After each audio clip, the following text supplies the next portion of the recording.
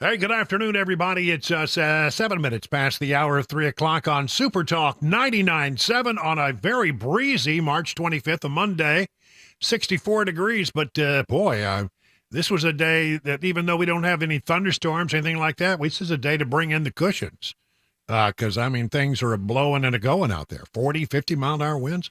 What's that all about? If you didn't bring them in, they may be gone. Yeah, I always have to go check on my inflatable flamingos. I have to track them down. Oh, that's right, yeah. Yeah, they sit on top of the pool, and I like to watch them sort of float around the pool as if they're motorized. It's just the breeze blowing them around. But sometimes I look out there, and they're gone. And I have to go find them. Put some trackers on them so you can keep up with them. Well, they're pink. They're pretty easy to see, so there's that.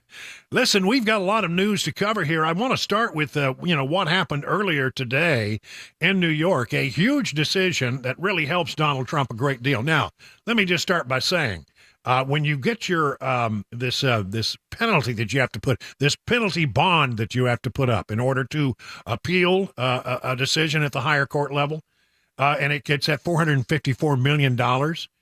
That's a lot of money. And today, the appeals court slashed it to $175 million, which is still ridiculous because he shouldn't be putting up any kind of appeal bond here. But one way or the other, it is a huge victory for Trump in that it allows him to he's got cash available to do that. He puts up $175 million. He can appeal the case. I think he will win this on appeal.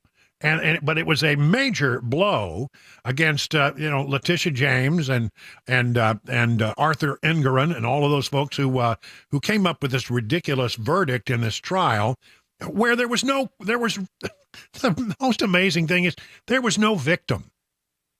This is the silliest one of all of these things that is out there, and there are a bunch of silly ones. This is the silliest. He is accused of overpricing the values of his property as he went and got loans. And nobody got hurt. In fact, the people who gave the loans were so thrilled they wanted to do more business with Donald Trump. No harm came to any human being as a result of this, and yet he gets slapped with a $454 million fine that he has to put up, and all of these onerous burdens were placed upon his company. You can't run the company for 3 years in New York. We're going to put a supervisor in there to keep an eye on what you're doing. And just so he could appeal. Well, now he can put up the money. His properties are not going to be seized. I'm telling you, that they were salivating. Letitia James was salivating at the prospect of putting a padlock on Trump Tower or closing down one of the golf courses and seizing it. It's just wrong. Just absolutely wrong. But that's what she was. She was that close to doing it before the appeals court sort of handed her a reality check of saying, no, you just can't do this. And I think Trump will win this thing on appeal. He was very happy today, as you might imagine, to find out that this $454 million bond that he was going to have, that's actually about $500 million by the time you figure everything else in, has been reduced down to $175. And he's got $175 million. He's got that cash on hand. But this is a pure case of voter intimidation and election interference, and it shouldn't be allowed to happen. This case could have been brought by the DA, but they didn't want to bring it because they said they have no case. And then they bring it anyway. As you know, DA Bragg did not want to bring this case. He was forced into it for outside reasons, and it's a disgrace that it can happen. But this was a case that could have been brought 3.5 years ago. And they decide to wait now, just during the election, so that I won't be able to campaign. We'll be appealing this. For the other decision, it will be my honor to post, and we'll post whatever is necessary, whether it be cash or security or bonds. There's a decision we appreciate and respect the appellate division very much. And we will, I think, do very well in that whole thing. We have a judge who I believe is a crooked judge and a crooked attorney general, absolutely crooked. We did nothing wrong at all, 100%. He calls this, of course, the weaponization of the law. You take a look at any one of them and you say any one of them, it wouldn't make any difference. This is all weaponization of DOJ and FBI. They raided my house. in violation of a thing called the Fourth Amendment. Not allowed to do that. They raided my house in Florida, Mar-a-Lago. No notice, no nothing. They raided it. I can't believe it. Nobody can believe it. And we'll see how that all works out in the end. But it's illegal what they're doing. It's criminal what they're doing. And it's never been done before in this country. Here's some more. Well, it could also make me more popular because the people know it's a scam.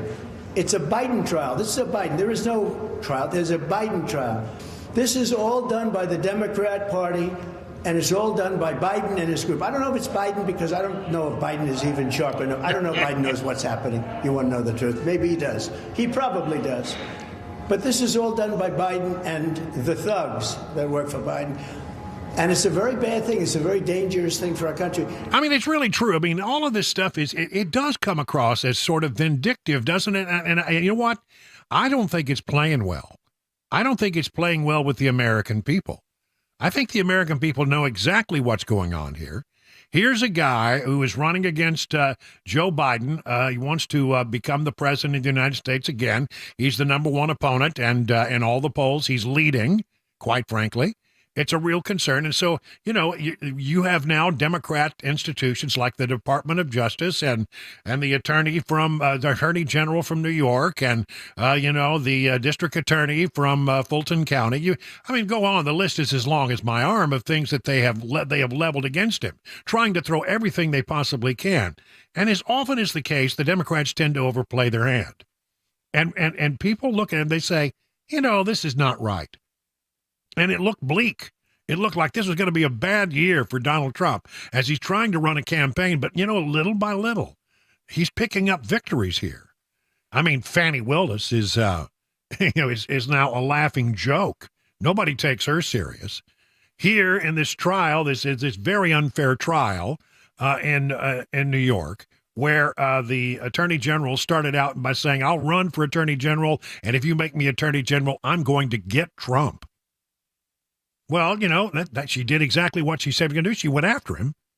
But, as time goes along and as the wheels of justice grind very, very slowly, he starts to win these victories. He's pushing back.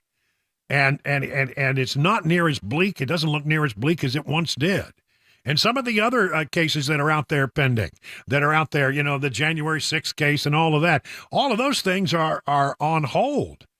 And the Supreme Court is reviewing some of these matters. So, everything that they have thrown against him, with time and some good attorneys, he has been able to push back. But should you ever have to go against this simply because you want to run to become the president of the United States and you want to go against a man who is the current president of the United States and you're starting to beat him? And so how do they stop him? Do they stop him by going out there and, having, debates or arguments or the regular things you do in a campaign? No, they have weaponized the law against this man in a very unfair way. And it's now, slowly but surely, the tide is starting to turn. I'm feeling pretty good about where Donald Trump is. I mean, that he has to go through it at all is ridiculous. Some of this stuff is just blatantly political. There's no doubt about it. But nonetheless, this is what he has to do. And he's starting to have some victories. And today was a major repudiation of the Attorney General of New York, Letitia James. It was a real slap across the face to this judge, this very, very one-sided judge, Arthur Engoron. You got told that, really honestly, $500 and some odd, $1 million he has to put up. Ridiculous. That's way out of line. Way out of line. And so it was a repudiation to the Attorney General, a repudiation to the judge, and a good day for Donald Trump. I mean, I don't think he should have to even put up $175 million, but at least that's got that. His properties are intact. It puts on hold anything that happens in that regard, and he can move on and continue the appellate process where he will win. I mean, here's one little point that could overturn the case. Judge Arthur Engoron, while Trump is on the stand, got into a sort of a back and forth with Trump's attorneys and said in a fit of pique, I don't care what your client has to say on the stand. Excuse me? Excuse me? You're the judge hearing the case, and the defendant is on the stand trying to explain his side of the story, and you don't have any interest in hearing what he has to say. That's the very definition of what a judge is supposed to do. A judge is supposed to hear one side, then he's supposed to hear the other side, and the judge is supposed to fairly ponder the matter. He had his mind made up before this thing ever got started. This is a judge that should be, absolutely disbarred and removed, impeached, taken out of the seat, because he has shown that he is anything but a fair and impartial judge. So there are a lot of things in this case that I think are overturnable error, and I think this case eventually will be thrown out because there was no victim. I mean, understand, Donald Trump wanted a loan. He goes to Deutsche Bank and he says, I need a loan. They say, okay, what are you going to put up for collateral? I got all these properties, and here's what I think they're worth. And Deutsche Bank said, okay, we'll give you the loan. And, they didn't do that without doing their due diligence. They didn't do that without looking at the prices and deciding, with the properties that are out there, does he have enough properties? Will the properties have enough value to cover in case he defaults on the loan? That's what they have to find. They have an obligation to their shareholders. They have an obligation to make sure they're not giving loans out that can't get repaid. And so they say, sure, let's give you a loan. And they got the loan, and the loan went forward. And Donald Trump went out and used the money. He came back, paid back the loan with interest. Deutsche Bank says, thank you very much. We'd love to do more business with you. Can we arrange that? Where is the victim? It's a victimless crime. They have brought a case in which nobody was harmed. There was no aggrieved party. Thank goodness the appellate system seems to have a little bit of balance in it and a willingness to look at these things more fairly than Judge Arthur Engoron, who made up his mind, as I said, long before the thing even got started. So here's a couple of stories. CNBC, which reports, it does have NBC in it, but it's also an organization that reports on things from a business perspective. So you get a pretty fair shake. New York Appeals Court on Monday paused for 10 days a massive civil business fraud judgment against Donald Trump, sharply reduced to $175 million, the bond he will have to post to obtain a longer stay of that award. The ruling came on the same day as New York Attorney General Letitia James was preparing to seize the former president's real estate assets and bank accounts to satisfy a $454 million and rising judgment after he failed to obtain an appeal bond.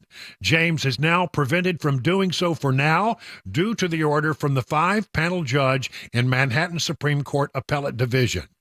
Trump in social media posts said he would either post a bond, equivalent securities, or cash in the new amount set by the appeals court. Earlier, he had raged on Truth Social posts that he might be forced to sell his babies, his real estate assets, to satisfy the judgment while he appeals a judge's verdict that he and other defendants for years fraudulently inflated the stated values of properties while obtaining loans. Trump's lawyers previously asked that the appeal bond in the case be set at $100 million. Okay, they didn't get 100, but they got 175, and that's something he can deal with. And that's something that, even though it's still unfair, is at least a lot more fair than what was being required otherwise. So a big, big victory today for the Donald, and a real repudiation of Arthur Engoron, Letitia James, and this effort that is underway, this very organized, and boy, it is hyper-organized behind the scenes, it is, effort to get Donald Trump by using the law as a weapon. 21 minutes past the hour of 3 o'clock on Super Talk 99.7.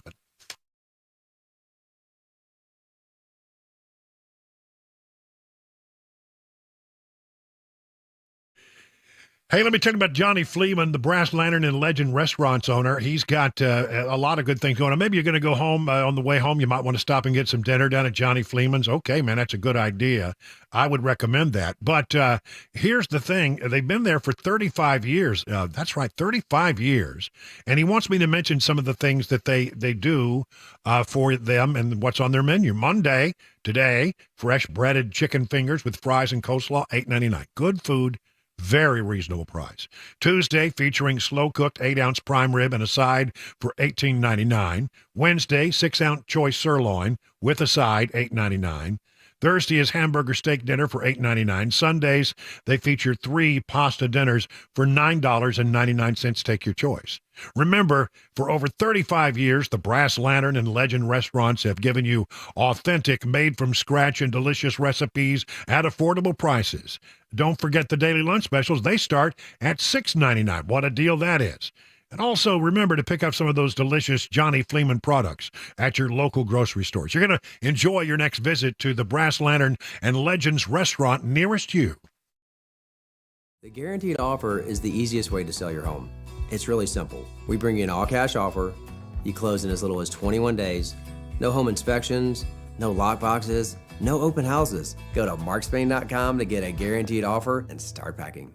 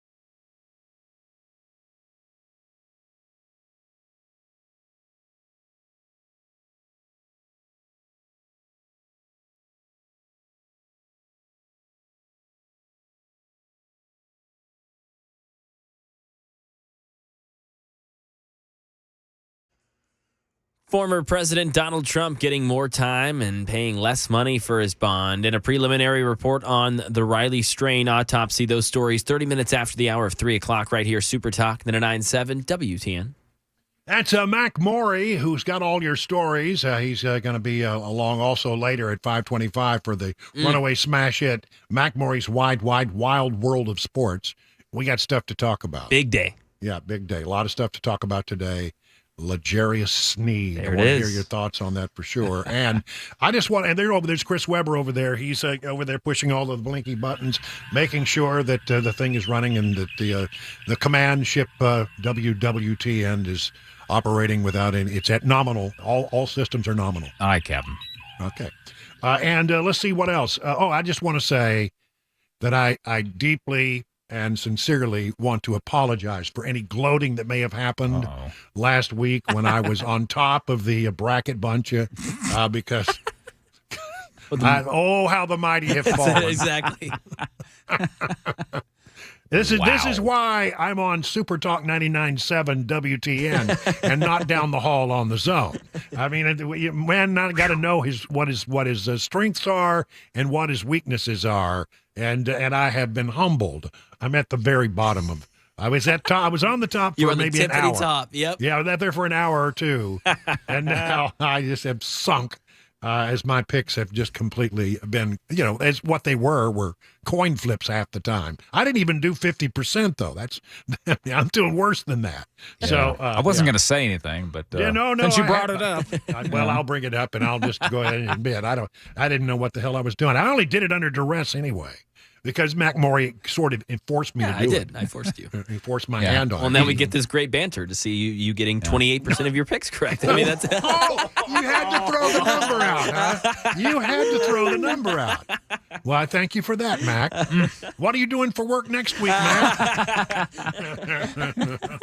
My afternoons are suddenly wide open. Yeah, no, that's right. It is. You guys have a good weekend? Yeah, a lot of fun. Yeah, that's good. Yeah. You were off slacking somewhere. I never did hear what you were up to. Who, me? Yeah. Yeah, I was here and there, everywhere, except here. Okay. Love it. No, I was nothing worth reporting. All right, good. All right, well, sounds good. Yep. Well, listen, we've got a busy day here. We hit the big decision that came out of New York today. We'll do that.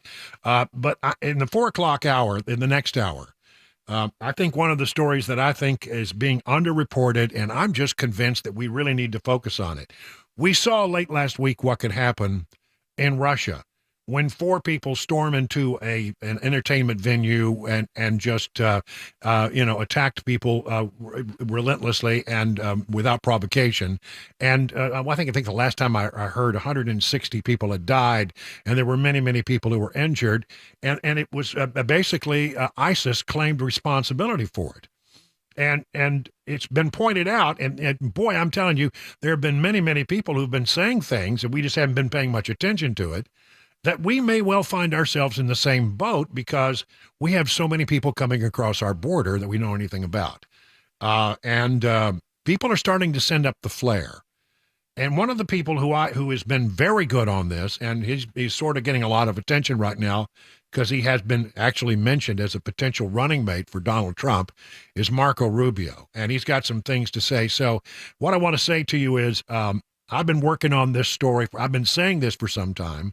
I've been concerned about this for some time, but, when you go back and look in totality at all the things that have been said by people who are supposed to be looking out for our national security, they're sending up the flares that we could be next. And you need to stick around for that 4 o'clock hour, because I think it's a pretty powerful little package of stuff that I've put together that will, tell you that we should be very concerned right now. And it all has to do really with the lax border and how we now have put ourselves in a horrible situation. So we'll talk about that coming up in the 4 o'clock hour. Right now, time for the news with Mac Maury.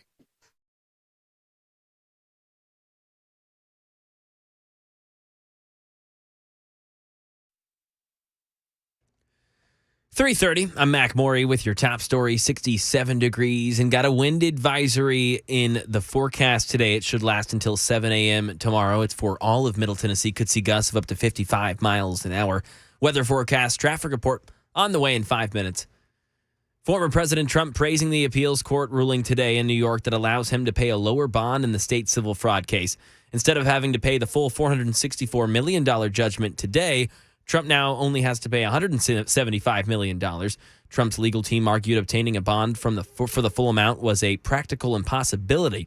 The former president reacted to the ruling as he left criminal court in Manhattan, where he's asking for a delay in his hush money trial.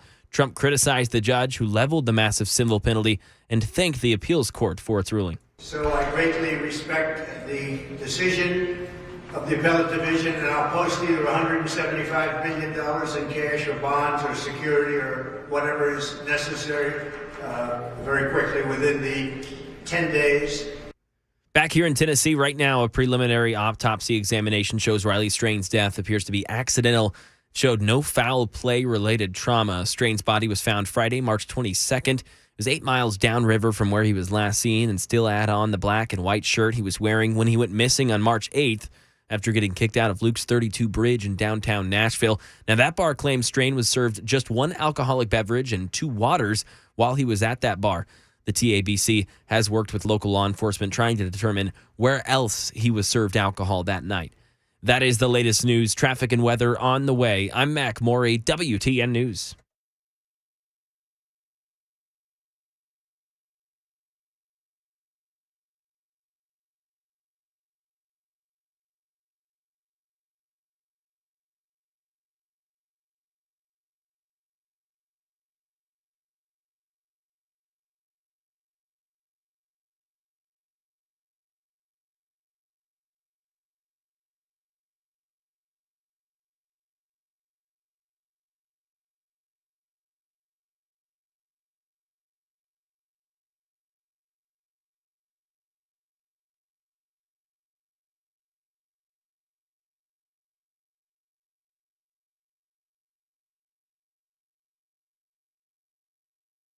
Hey, what's up, guys? This is Matt Murphy for Members Nutrition. I want to tell you about the Members Nutrition difference, and I want to encourage you to go over to the Members Nutrition website. Number one, they believe at Members Nutrition that they can sell vitamins and supplements at a lower cost point, and they're doing it every single day at membersnutrition.com. Number two, they want to make these products right here in the United States of America, not from some overseas company, and they do that every single day. I encourage you to go to membersnutrition.com. You'll get 50% off your purchase price at checkout. You don't have to put in any codes. Just go to membersnutrition.com. Once again, membersnutrition.com.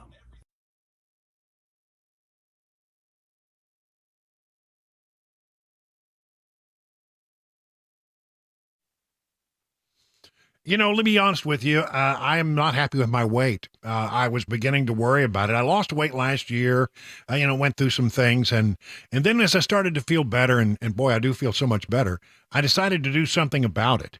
I decided to go see the folks over at Restoration Wellness Med Spa. I've never taken on a weight loss client before, but I'm really impressed with the program that Jamie and Carly at Restoration Wellness Med Spa in Lebanon have developed for me and Cabana Wife. You see, it's not a one-size-fits-all approach. They took a look at my history, my lifestyle, suggested an approach that is starting to show real results. I mean, real results. Amazingly, here's the good part, and I don't suffer this well, so I'm happy about it. I'm not hungry. That's really a big thing for me. Beyond that, Cabana Wife and I are undergoing peptide therapy at Restoration Wellness Med Spa. Thrilled with the results. We've both noticed greater mental clarity and increased energy. So whether your goal is to lose weight or improve your overall health, Restoration Wellness Med Spa has a solution for you. Maybe it's time for you to join the more than 1,000 patients who have already seen life-changing results. Here's the number, 615-470-8124. Learn more at restorationwellnessmedspa.com.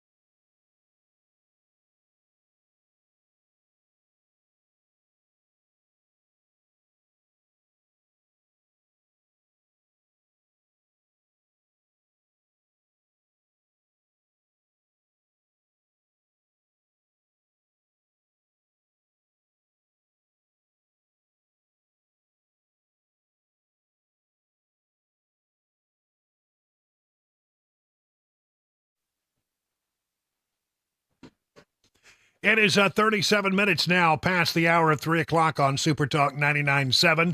I'm Brian Wilson, your friend and radio buddy. And yeah, we got some high wind warnings out there. Gusts possible between 40 and 50 miles an hour. I'm glad I brought in the cushions and lowered the umbrellas. Oh, that's an important one too. Yeah. I didn't. Honestly, I'm pushing the season. There's no doubt about it. It's really too early for both cushions in the backyard and umbrellas. But every once in a while we were getting a 70, 74, right. And I thought, well, this is great. But now we have to, pull them down. And I'm telling you, just be aware that, that's gusty weather. That reminds me of springtime in lovely West Texas. I'm telling you, except we don't have any dust in the air. Boy, when in West Texas, you get 40 and 50 mile an hour winds, you look up and there's this big red cloud of dirt that's about to encircle you. It's like the Dust Bowl days. I'm telling you, it's a mess. So anyway, I try to be aware of that and make sure that you got everything taken care of around your house. I want to spend a few moments talking about Israel. Now, I think when you look at the history of the United States and its relationship with the nation of Israel, there's been a long and warm relationship, and we have been had a tremendously good relationship with Israel and Israel with the United States. It has long been one of our most valued assets in the region. Now, we need assets in that region. We need the Israelis to be strong. And that's always been the case. But this election season, it seems that, after, there were the attacks against Israel out of Gaza in October, the initial response was, well, Israel should do what Israel needs to do. And, of course, that's the proper thing to say. But then as Israel continued to do what it needed to do to eliminate Gaza, the threat of Hamas in Gaza, then all of a sudden there seemed to be this sort of weird backlash. I'm surprised that so many young Americans have now taken to the position of saying, you know what, we shouldn't be doing this. And they're supportive of Hamas more than they are the Israelis. Where did that come from?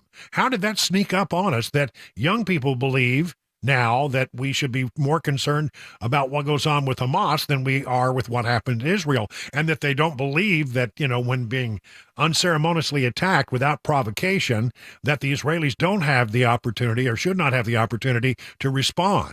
I mean, if something had happened to us like that, we would have responded in a big way. And if anybody had suggested to us, well, you've probably gone far enough, we would have said, well, mind your own business. We'll decide when we've gone far enough. Nobody would ever dare tell the United States that. But yet now all of a sudden, there's all this pressure for Israel to back down and not finish the job. I don't understand it. I really don't understand it. And, I do actually understand why we're now starting to see the Biden administration get weak in the knees, get all wobbly about its support for Israel. And it all has to do with the state of Michigan. Let's just be honest about it. In the state of Michigan right now, you've got a presidential election going on. Donald Trump doing very well in Michigan. And Michigan is a battleground state that, well, most people look at it who have a little understanding of electoral college, voting and procedures and how to get to 270. And they don't see any way that Joe Biden can win re-election without Michigan. I mean, it's hard to find a path to do 70 if he does not win Michigan, and he's not winning Michigan. Real quick, I'll just give you an advanced look at what we're going to talk about later. I happen to have the latest numbers. New poll out says Trump leads Biden by 3 in Michigan, and by the way, there was a poll out last week that said he leads by 8 in Michigan. So somewhere between 3 and 8, let's say. Let's call it 5. He can't win if he loses Michigan by 5. And you see, the reason that he's losing Michigan by 5 is that there are 310,000 Arab Americans. One of the largest gathering of Arab Americans in the country reside in Dearborn, Michigan.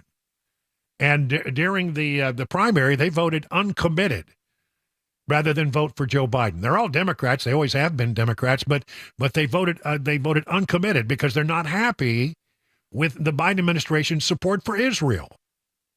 So Biden's got a problem. He's got to walk this tightrope. On one hand, he's angering people who can have a say over whether or not he becomes the next president, he gets reelected or not. And then he also has to know that if he goes too far that direction in supporting, what's going on with Hamas in Gaza, that he will lose Jewish American voters who have traditionally voted Democrat as well. But man, it's all about Michigan. That's what this is all about. So over at the UN, which, goodness, everybody knows the UN, the UN, they've been out there, they're trying to take a vote to force a ceasefire or to recommend a ceasefire and make Israel back down and not go into Rafah. The United States did not vote. They abstained rather than support their lifelong ally, Israel. That did not go over well with Benjamin Netanyahu, who had planned to send an Israeli delegation to the United States to talk with the Biden administration about a potential ceasefire. Yeah, we'll go over and we'll have a conversation. We'll talk about it. But after the United States abstained and decided that they could no longer support their lifelong ally, Israel, he decided to pull that delegation. The delegation will now not be coming to the United States. Kamala Harris. Oh, this is rich. Vice President Kamala Harris said on Sunday that the administration has not ruled out consequences for Israel if it defied President Joe Biden and attacked Hamas in the southern Gaza city of Rafah. Biden has warned Israel publicly not to attack Hamas in Rafah. Well, who the hell is he to tell them what they can and cannot do? Due to the presence of large number of civilians there, he says, well, the terrorist group uses them, as you know, as human shields. Israel says that it cannot win the war without defeating the last 4 Hamas battalions in Rafah. And Harris spoke on ABC News on Sunday, telling reporters, "I have studied maps of Gaza." Well, okay, everybody, don't worry. Kamala has studied some maps. Oh, well, that makes me feel so much better. They must be on good ground because, their most brilliant statistician, the person who knows more about strategy than anybody else, she has studied maps. She has studied maps. And she basically stood with President Biden in saying that, we don't want them to go into Rafah. And somebody said, are you ruling out there be consequences from the United States if Israel goes into Rafah? I am ruling out nothing. Well, this is not the way you treat a lifelong ally. This is not the way you make that happen. On Friday, after meeting with the U.S. Secretary of State Anthony Blinken, Israeli Prime Minister Benjamin Netanyahu reiterated that Israel intends to enter Rafah. He added that while he would prefer to do so with U.S. support, if we need to, we will do it alone. Critics say the Biden administration is playing into Hamas's strategy by preventing Israel from destroying it. But really, honestly, it's really not even about Israel. And that's the really sad thing. It's all about the looming elections. Everything that happens in this silly season that we're in right now has to be viewed through the lens of the looming elections. No decisions are made based on what's right or wrong. No decisions are made based on who's been our lifelong ally and who has been a force for evil in the world. And I would certainly say Hamas is that. No, we don't care about that. What we care about is the election. It's crass politics. I need to win Michigan. If I go too strong in my support of Israel, I will lose 310,000 Arab American votes in Michigan, and I cannot become the president. I can't get reelected as president going forward if I do that. Everything. Well, there's got to be a few things out there that are more important than the election, such as, making sure that evil is called evil, and that evil is rooted out in the world, and that you stand with people who have been lifelong allies, as Israel has. There have been some moves, though. Let's see, by the Israelis. This from Newsmax. Israeli forces arrested 480,000 Hamas and Islamic Jihad terrorists as part of the battle at the Shifa hospital compound in Gaza City. This is still Gaza. That has gone on for almost a week. The Israeli Defense Forces said on Sunday morning. In addition, troops located weapons and terrorist infrastructure in the medical facility. Meanwhile, Hamas announced the death of Yagev Buchstab, 34, who was abducted from Kibbutz Nirim on October 7th, along with his wife. They were released on 28th as part of a deal brokered by Qatar in the United States, but that did not go well. The terrorist group said on its Telegram channel that it died as a result of a lack of medicine and food. Meanwhile, the IDF on Sunday announced the death of Staff Sergeant Ligor Raviv from Rishon Lezion, who was killed in action in the northern Gaza Strip. This raises the death total of soldiers killed in action to 252, with 596 on all fronts at the start of the war on October 7th. Not to mention those who were killed on October 7th in heinous, brutal, unprovoked attacks, rape, and murder and pillaging, and the capture of innocent hostages who were then tortured and held against their will. I mean, it's just like, again, I have a hard time wrapping my head around the fact that this all happened unprovoked against Israel. And when Israel decides that, okay, well, you come into our country and you start raping and pillaging and killing people, we're going to do what we need to do. And why are we not supportive of that? Why are we no longer supportive of that? So, look, remember that what's going on in Israel right now, our long, strongly held ally until now, until things get rough, until there are political implications that we really must consider. I'm sorry, Israel, but, elections and all that. It is shocking, stunning, and amazing that we can't stand by Israel throughout this, especially when you look at the evil that has been brought on in the name of Hamas. It is now 50 minutes past the hour of 3 o'clock on Super Talk.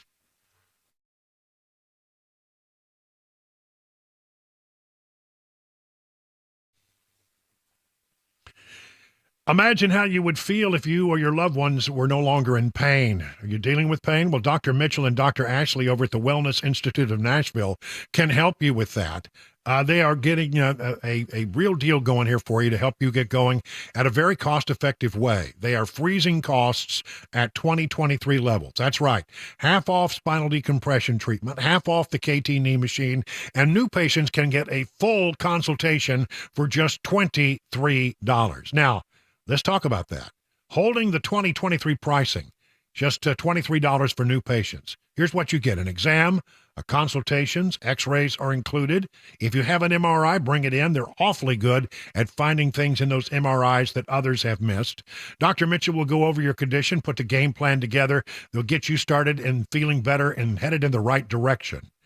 So why don't you call Dr. Mitchell and Dr. Ashley to set up your consultation today? Here's the number, 615-246-5009. Again, 615-246-5009.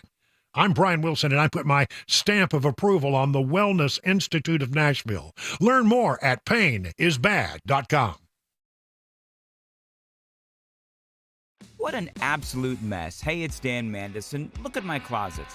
Unorganized to say the least. Even my window dormer is a train wreck. Stuff is everywhere. Now, luckily, California Closets is coming to my rescue. My personal design consultant, Vince, stopped by, measured, and is now showing me how to become more space efficient and organized on his 3D CAD system. It is amazing. And soon, my space is going to be organized, and yes, even Bandit approves. California Closets, a local company that can customize the storage in any room of your house. California Closets, what can they do for you? Find them online at californiaclosets.com and reach out for your free in-home consultation.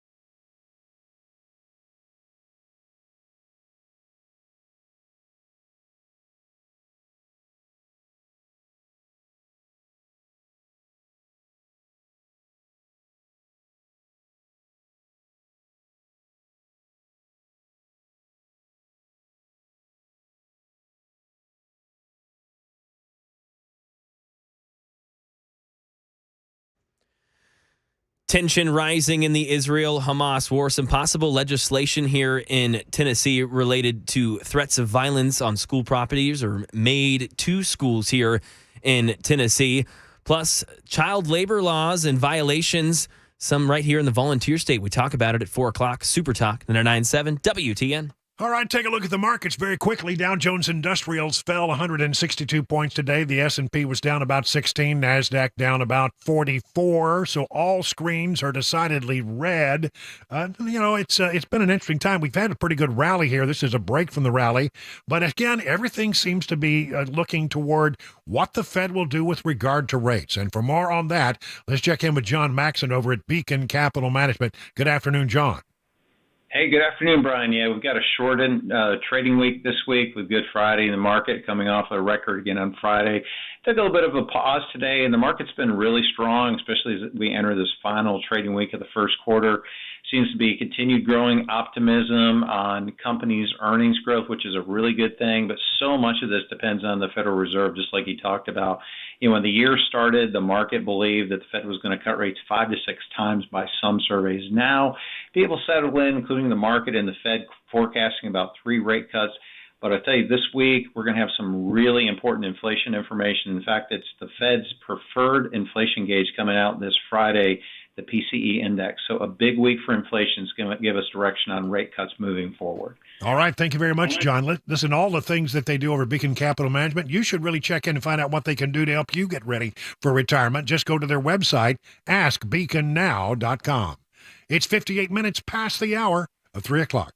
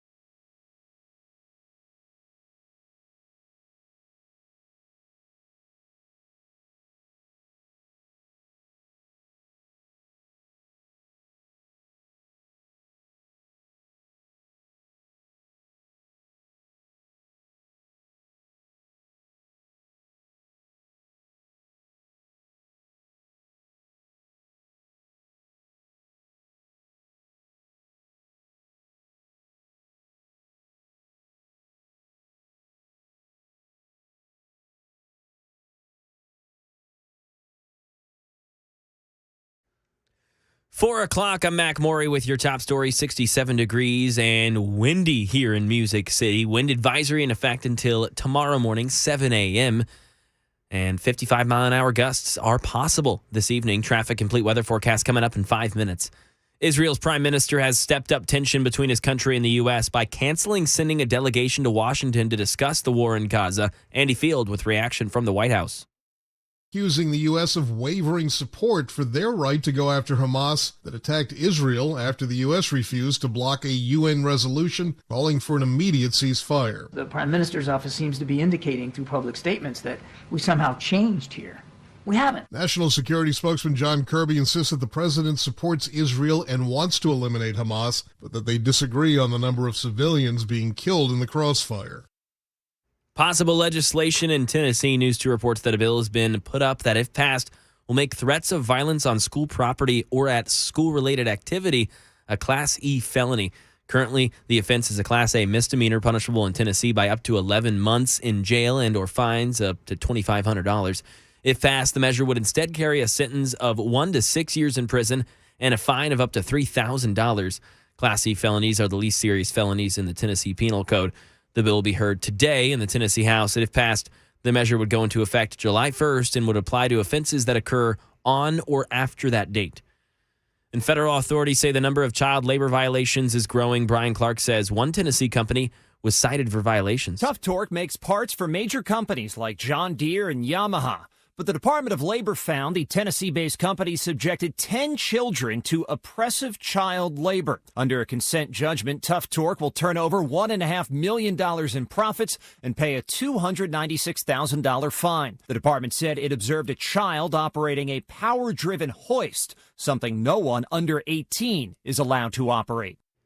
And one of the stars of the TV show Yellowstone kicked off of a plane. He says it was over masks. Jason Nathanson. Corey J. Smith plays the no-nonsense cowboy Lloyd on Yellowstone. I need a barrel raiser in my life like I need another hemorrhoid. And in a video he posted on Instagram, he says he was kicked off a flight in Houston. Because told them that I didn't feel comfortable sitting next to somebody with a mask on.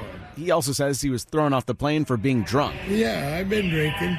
I ain't drunk. No word what airline or why Smith wasn't comfortable sitting next to someone wearing a mask. And that is the latest news. Traffic and weather on the way. I'm Mac Morey, WTN News.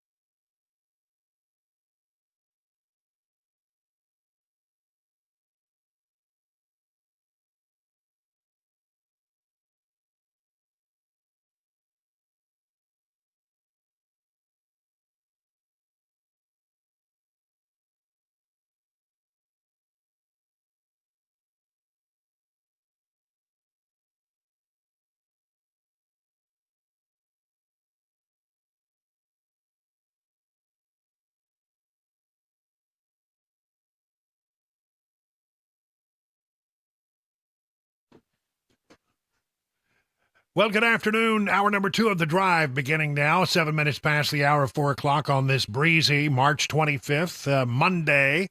Glad that you're with us. We'll get you home safely. And in the meantime, we'll try to give you something on the radio to give you to think about, give you news and information, some opinion, some things that will make you ponder and wonder.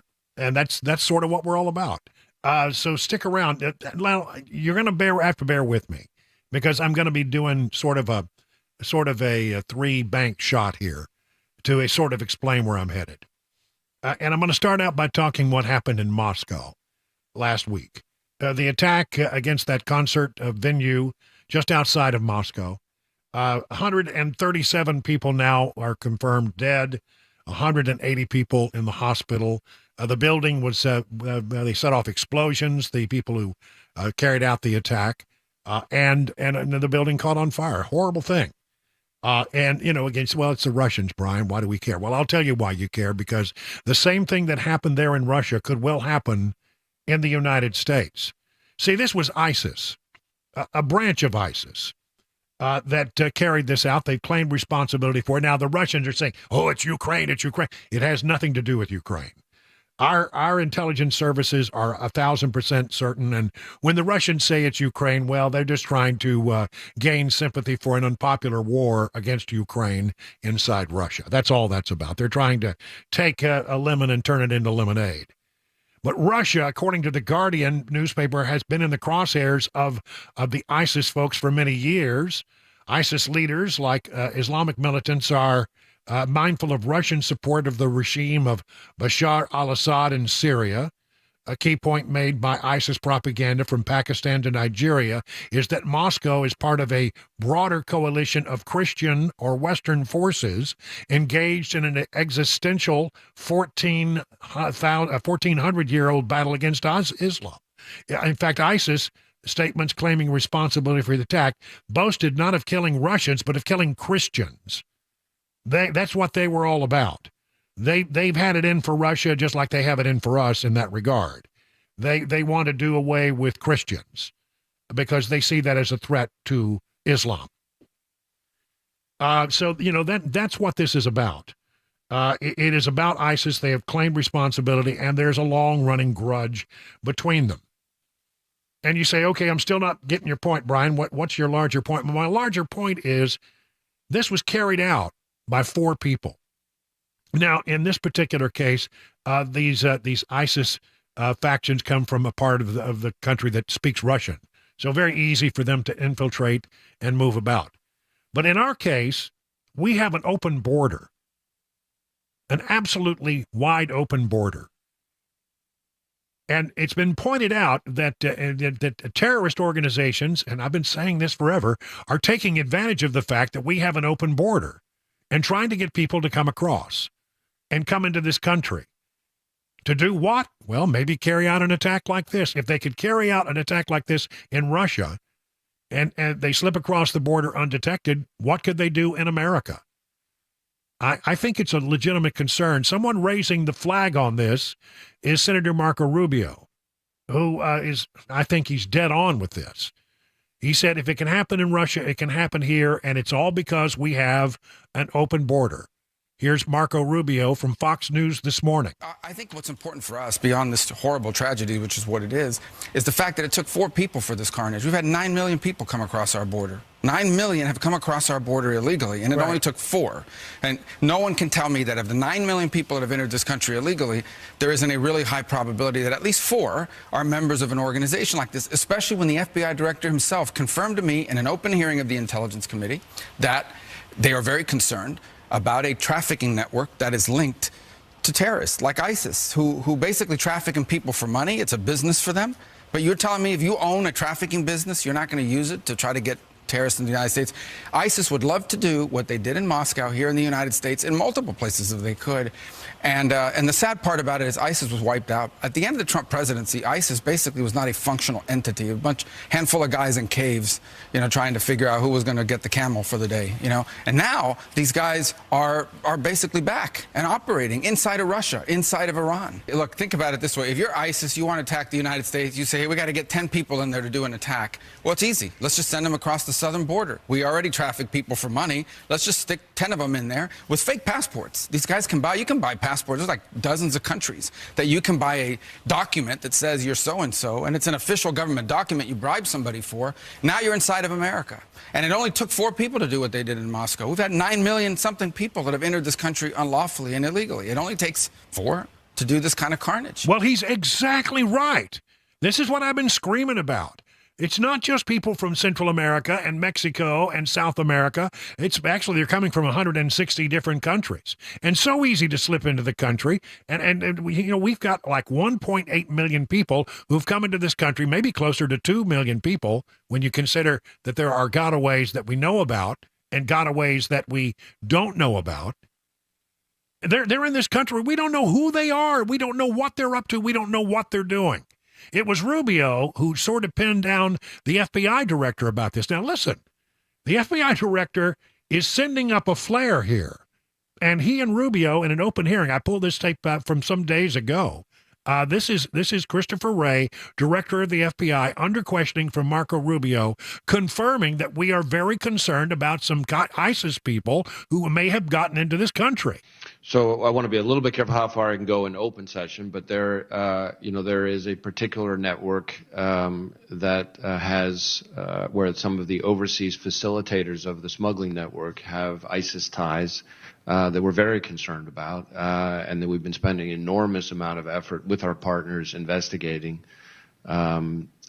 Exactly what that network is up to is something that's, again, the subject of our current investigation. But there is a network we're concerned about that has facilitators involved in it that have ties to ISIS and other terrorist organizations. Correct. There you go. That's the director of the FBI. Now, he's not pounding the table and screaming and hollering, but he's definitely allowing it to get on record that he's concerned about the border and all the things that are happening on the border and all the people who are coming across that we don't know anything about. Jason Owens is the current director of the Border Patrol, and in a really underreported interview he did with Face the Nation at CBS, he has said that that is the one thing that keeps him up at night. Now, he uses a number here, 140,000 gotaways. That's just since last October. Just understand that when he throws that number out, that's not the total number of gotaways. That's the number of gotaways who've come across the border since October of last year, the beginning of the new fiscal year, and this is only March. Here again, from a Face the Nation interview, Jason Owens, director of the Border Patrol. We're at closing in on 1 million entries this fiscal year alone. That number is a large number, but what's keeping me up at night is the 140,000 known gotaways. That is not part of that tally. That is not part of that tally. If we don't know who is coming into our country and we don't know what their intent is, that is a threat, and they're exploiting a vulnerability that's on our border right now. They're exploiting a vulnerability that's on the border right now. So now you've got the director of the FBI and the director of the Border Patrol sending up a flare to Americans. Remember, when we found out we actually had some advanced knowledge of this attack, and we tried to tell the Russians, hey, listen, we understand there's about to be an attack, and they ignored it. Is this what is happening in America with Wray and Jason Owens? Are they sending up the flare for the American people?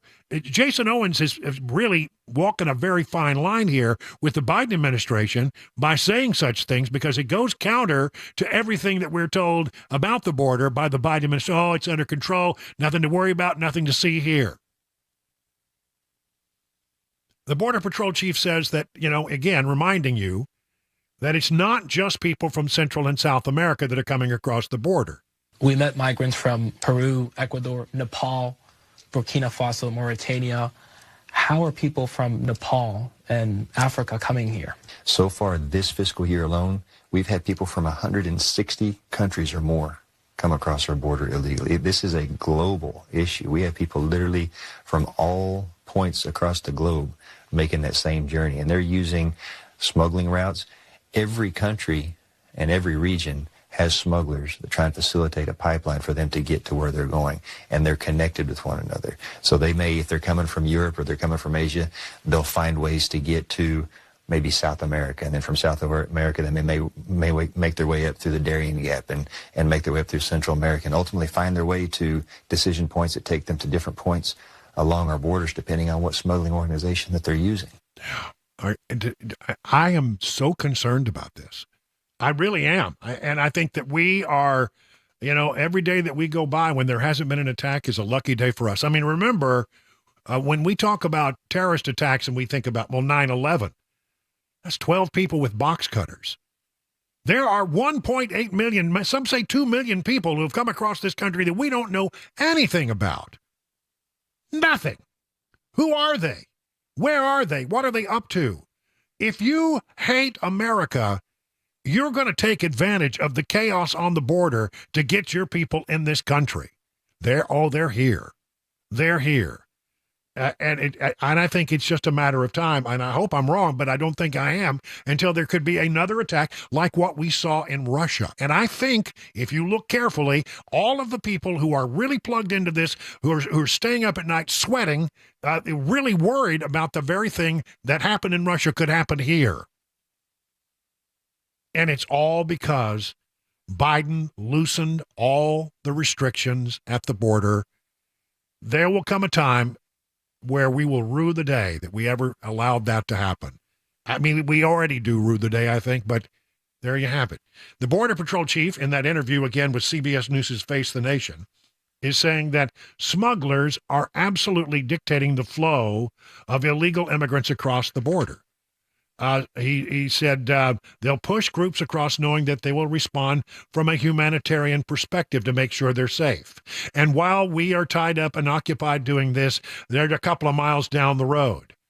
Border Patrol has encountered more than 7.6 million illegal immigrants trying to cross the border since President Joe Biden took office in January of 2021. Mr. Owen said his agency is doing its best to get out in front and shut down the smugglers, but the sheer size of the border and the relatively small number of Border Patrol personnel make it impossible to slow the flood of people. At the end of the day, there's over 1,900 miles of border with Mexico. When you talk about 20,000 Border Patrol agents, it sounds like a lot, but when you multiply that by 24 hours a day, 7 days a week, across the entirety of the year, the number of people actually on patrol starts to seem pretty small. Pretty insignificant, doesn't it? Gotaways pose the national security threat, says the Epoch Times. Record-breaking groups of illegal immigrants crossing the border aside, Mr. Owen says the number of gotaways across the border are not immediately apprehended is what concerns him the most at the moment. National security threat. You just heard the soundbite. And it's not only that, the president doesn't seem to feel any sense of urgency about this. I point you to this story from the Daily Caller. President Joe Biden's aides no longer feel the same sense of urgency to press forward on executive action addressing the border crisis. 3 people with the administration's thinking told Politico. He doesn't care. He's not paying attention. This sleepy old man who can barely function is not doing his job. His job is to protect this country, and he is not doing so. I've got more to talk about on this, but we need to take a break. Come back to it in a few moments. 20 minutes now past the hour of 4 o'clock.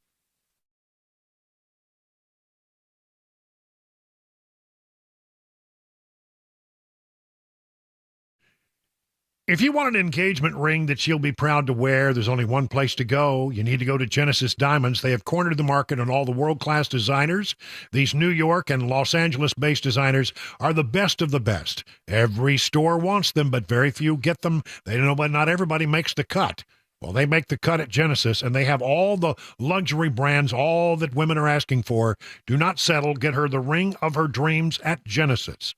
And don't think you will pay more. Genesis has complete, ready-to-wear designer rings as low as $1,900. And, of course, no jeweler can beat the price of Genesis diamonds. I mean, you can get great diamonds at a great price.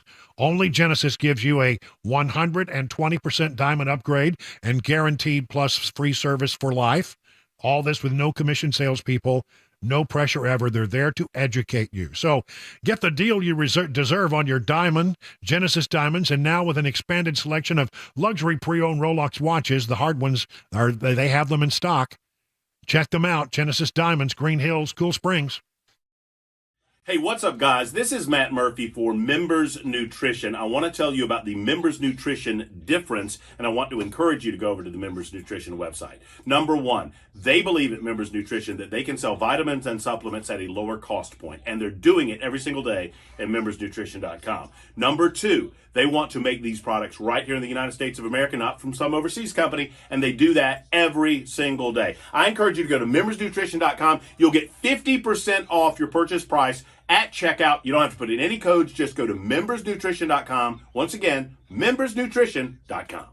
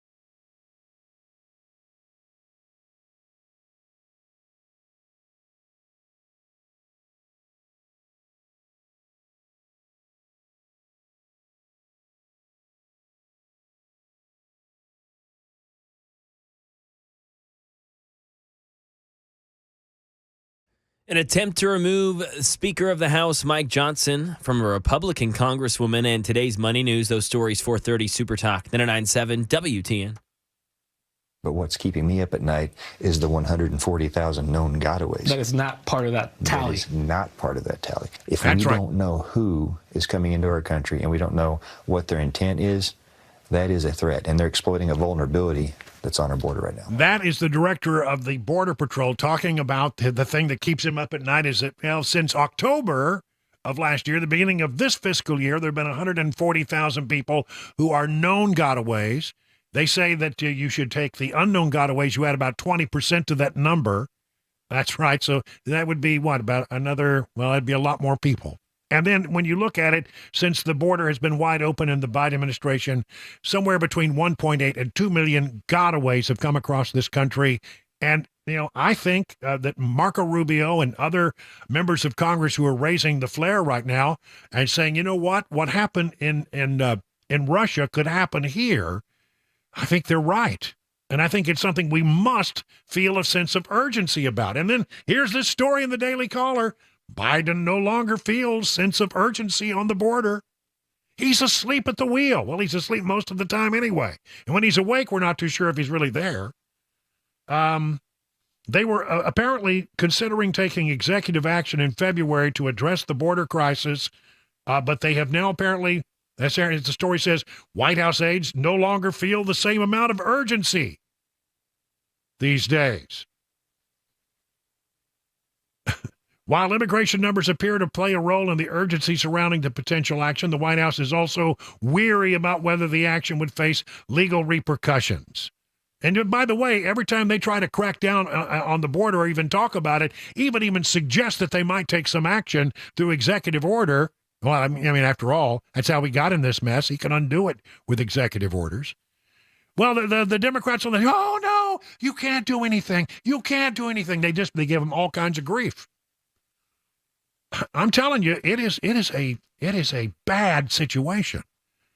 And I fear, I mean, I'm not trying to be a fear monger. I'm just trying to do what I think Rubio is doing. I'm trying to do what I think the director of the Border Patrol is doing. I'm trying to do what I think the director of the FBI and others have said. We got a problem here, folks, and we don't know who these people are. Then there's this. This is just also a border-related story. When we had him on the other day, we asked him about this, and he seemed to be saying, well, we're trying to get more information. We're trying to get more information. Now comes this. Senate Democrats block Tennessee Senator Bill Hagerty's amendment to stop charter flights from flying illegal aliens directly into U.S. communities.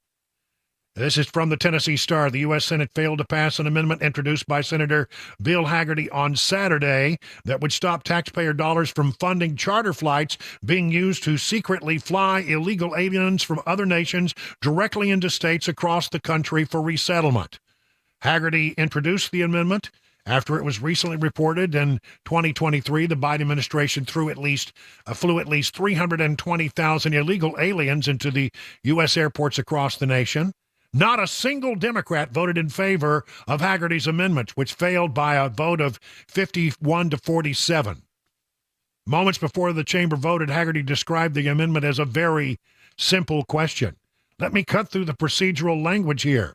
I'm bringing forward a vote on a very simple question.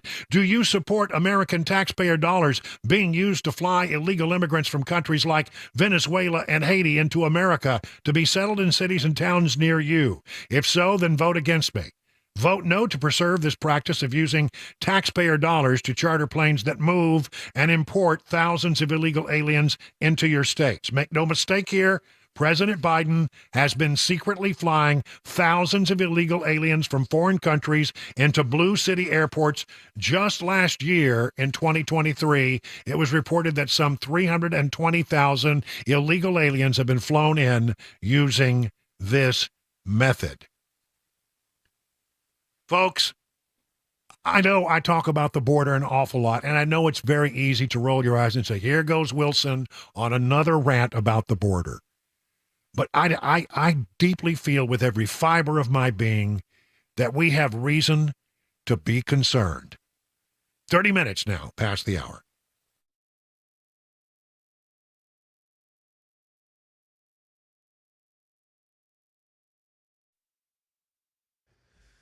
.430, I'm Mac Maury with your top story. 68 degrees, and we're tracking wind. Wind advisory in Middle Tennessee. It'll stay in effect until 7 a.m. tomorrow. Could see southeast gusts of up to 55 miles an hour.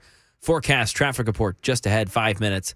Starting in the nation's capital, after Kevin McCarthy was ousted from the speaker's chair, the House went nearly a month without a speaker, and that chamber was thrown into legislative chaos. But don't expect that again, even though Congresswoman Marjorie Taylor Greene has mounted an effort to remove Speaker Mike Johnson. Jay O'Brien. Marjorie Taylor Greene's effort to oust Speaker Mike Johnson isn't expected to throw the House of Representatives into the kind of chaos that we saw when Matt Gaetz removed Kevin McCarthy from his job and the House went 22 days without a speaker. That's because Greene didn't file it in the procedural way that would guarantee the motion to remove Johnson a vote. It's more of a warning and a pink slip. Republican lawmakers also tell ABC News they're not aware of colleagues who are vying to become the next speaker, citing the fractious conference that Johnson has to manage. Now over to some money news. Chuck Sievertson. The major indexes fell after setting records last week.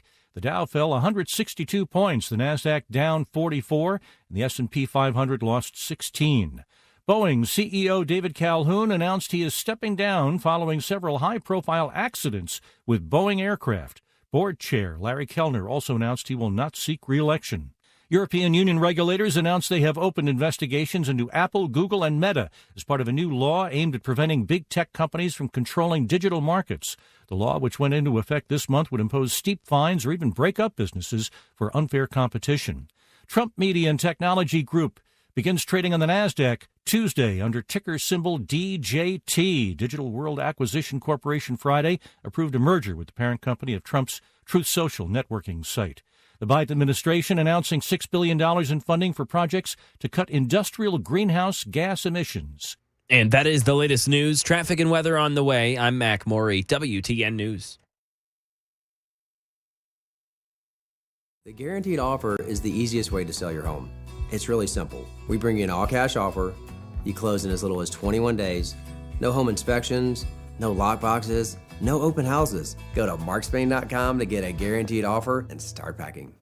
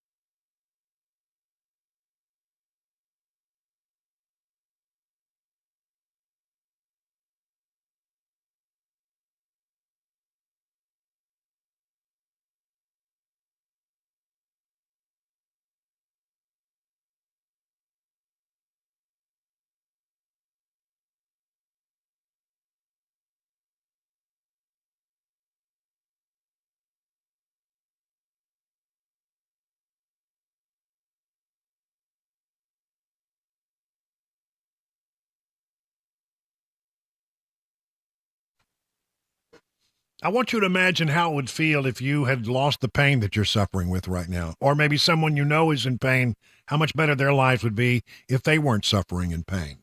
Well, Dr. Mitchell and Dr. Ashley over at the Wellness Institute of Nashville want to help you with that pain. You see, they want to help you, and one of the ways they're doing it is making sure that you can receive treatment with levels of the cost that are effectively frozen since 2023 levels. That's right. You can get half off spinal decompression treatment. You can get half off their innovative KT knee machine.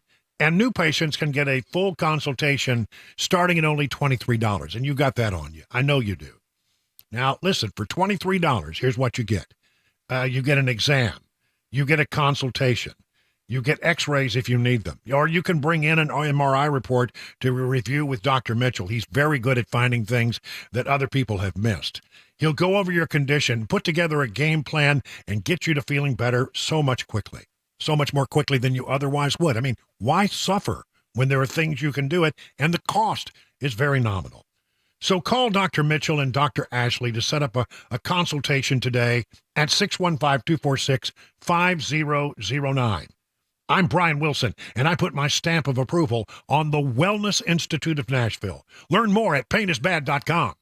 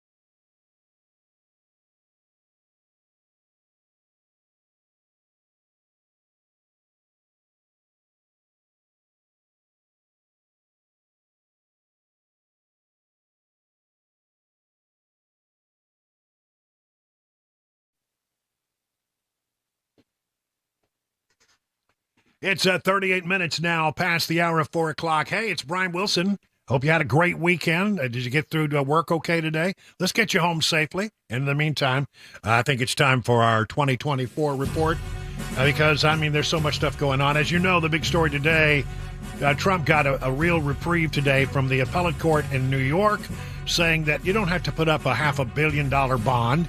$175 million, which he's got on hand, will do it, and then you can appeal this case out of New York State.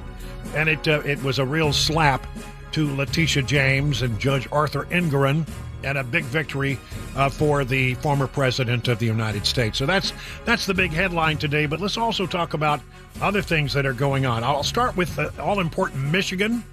If you've been following along with me, you know that it looks like Michigan is going to be, the state to watch as we go forward. And so anytime there's a poll that comes out that looks at Michigan, we want to spend a moment or two looking at it. Michigan, there's a poll out by a group called Mears Mitchell Research, and they have Trump leading in a head-on match with Biden by 3 in Michigan. There was a poll that came out last week. I think it was a CNN poll. Up by 8 in Michigan. Wow. One way or the other, that's a good number. General election number, here we go. Harvard-Harris, Trump leads by 2 in a direct battle between Trump and Biden, and a 3-way when you add Kennedy in that Trump wins by 4. When you look at 5-way, which is, in some of the minor candidates like Stein and West, it goes to Trump plus 5. So the general election numbers, again, continue to show Trump leading by not an insignificant number. Every once in a while, you will see one that shows that Biden is tied in a general election or maybe even up by 1, but that's a rarity. Most of the polls and the average show him leading in the general election. And again, it seems that in most of the cases, Michigan, by the way, is not one of those cases, but in most of the cases, when the more people you add to the mix, the better it looks for Trump because those other people tend to take away from Joe Biden. All right, so there is that. Less than 40% of young black voters say they will vote this year, according to thehill.com. A new poll conducted by In Our Own Voice, National Black Women's Reproductive Justice Agenda, with Perry Undum, was released on Monday, found that only 38% of black voters between the ages of 18 and 29 said that they are almost certain to vote in the fall. Now, that's the number is in stark contrast to 59% of all respondents who said the same. In other words, when you talk to black voters, and that's what this poll is aimed at. And by the way, it's a very left-leaning poll. A gender divide is cropped up. 63% of black men say they will vote. 56% of black women said that they will vote. But when you start talking to younger people between the ages of 18 and 29, you get some very interesting numbers. 25% of young voters have said will consider withholding their vote as a form of protest. These voters identified the choice of candidates and issues such as the ongoing war in Gaza. Young voters were 3 times more likely than those 65 and older to strongly disapprove of how Biden has dealt with the Israeli-Hamas war. But if young black voters don't turn out, it would spell trouble for the president. Biden relied heavily on black voters in swing states to win the White House in 2020. The numbers that I've seen also suggest that black voters, by increasing numbers, maybe 3 times more than in the last time we had a face-off between Biden and Trump. 3 times as many now say they will vote for Trump simply on the fact that they like his economic policies and they feel like they did better under Trump. So, this is again, a good bit of news for Republicans and conservatives. If young people sit on their hands, that means they're not voting for Joe Biden. And so, again, that's something that looks like it's a very positive thing for Republicans, not a very positive thing, of course, for the current president of the United States. James Carville, I got to tell you, I always, in my encounters with James Carville over the year, I always thought he was sort of a fun guy, but he's a Democrat strategist. He's a Democrat dyed in the wool, sort of hard-nosed, says things in very common terms, and lays it on the line, and he is sending up so many flares. He is so angry right now about the way the Democrats are handling this campaign. I just think it's interesting when he speaks. You know what he's doing, and we're sort of eavesdropping in here. In an interview published Saturday with the New York Times opinion columnist Maureen Dowd, Carville voiced concerns about the culture of the Democrat Party and how it could be impacting Biden's support among voters, especially those that are male. You ready for this quote? Boy, this is going to send him off into orbit. A suspicion of mine, says Carville, is that there are too many preachy females. Don't drink beer, don't watch football, don't eat hamburgers. And this is not good for you. The message is too feminine. Everything you're doing is destroying the planet. You've got to eat your peas.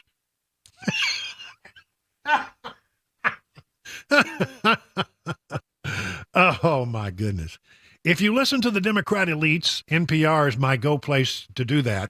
The whole talk is about how women and women of color are going to decide this election. I'm like, well, 48% of the people that vote are males. Do you mind if they have some consideration?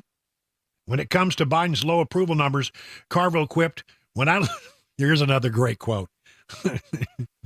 When I look at these polling numbers, it's like walking in on your grandma naked. You just can't get the image out of your mind.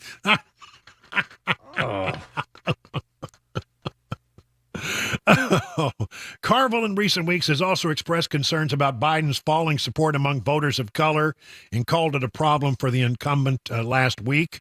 According to the Gallup poll released last month, Democrats lead as Black Americans' party of preference has fallen 20 points. In other words, Black Americans used to say almost overwhelmingly that they would vote Democrat, but that's fallen some 20 points in the last 3 years, while their lead among Hispanic adults is at its lowest point since 2011. A CBS News poll from last month showed Biden's support among Black voters was down from 87% in 2020 to 76% this year. Those are numbers that we, as we spoke before, have got to be concerning to the Democrats. Very quickly, 2024 news. On Sunday, Senator Lisa Murkowski, Republican, barely, of Alaska, hinted at the possibility of parting ways with the Republican Party due to its alignment with former President Trump. In an interview on Inside Politics Sunday with Manu Raju, she expressed her dissatisfaction, saying, "I wish that as Republicans we had a nominee I could get behind. Certainly I can't get behind Donald Trump." Now, so she's talking more and more about running as an independent in Alaska. And because she has such name ID, and the way they elect people there in Alaska is weird, kind of weird, she could well come back and win that race. The Murkowski name goes back. Her father was a senator before her, Frank Murkowski. She's a lot more liberal than her dad was. I can promise you that, because I covered Frank Murkowski and I covered Lisa Murkowski in the Senate. Big difference there. But again, she's making noises about leaving the Republican Party. I don't think many people consider her much of a Republican. Her conservative rating by the folks who do such things, 9% conservative. I want to bring some attention to the fact that they've been putting out and trotting out the vice president lately on the Democrat side of the equation. I've got several stories here where Harris is trying to look vital, trying to look important. She said, for example, that this weekend, Vice President Kamala Harris said Sunday on ABC's This Week that the Biden administration does not intend to ban TikTok. Well, hold on a minute. The way I read it was, if a bill passed the House and Senate, the president would sign it. It's passed the House. It may well pass the Senate. The Senate right now, as I understand it, they are trying to get a measure together, and they're asking that in order to consider that vote, that some classified information about TikTok be made public. So, and those are Democrats who are asking for that. But anyway, she's out there talking about that. This one will catch your attention.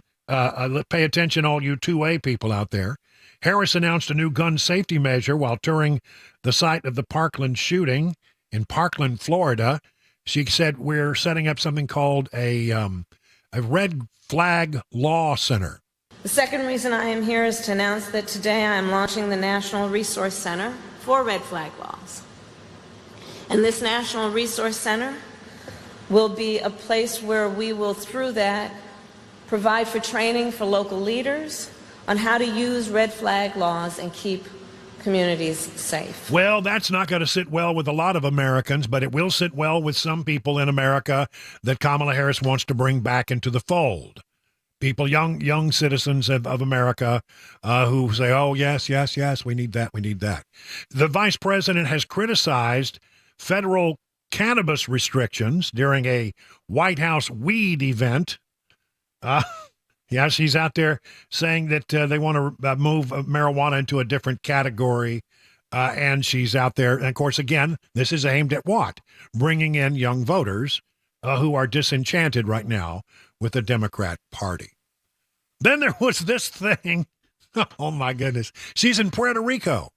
And there are people out and they're dancing and they're singing and they're clapping and they're speaking, of course, they're singing in Spanish and she apparently does not understand Spanish. And it sounded a little something like this. And she's clapping and she's grooving and she's clearly enjoying the moment. And then somebody whispers to her exactly what they were singing, which was, we want to know, Kamala, what did you come here for? Long live free Palestine and Haiti too. And I think they had to tell her a couple of times that she shouldn't be clapping to this because they were criticizing her in song. So she just sort of stopped.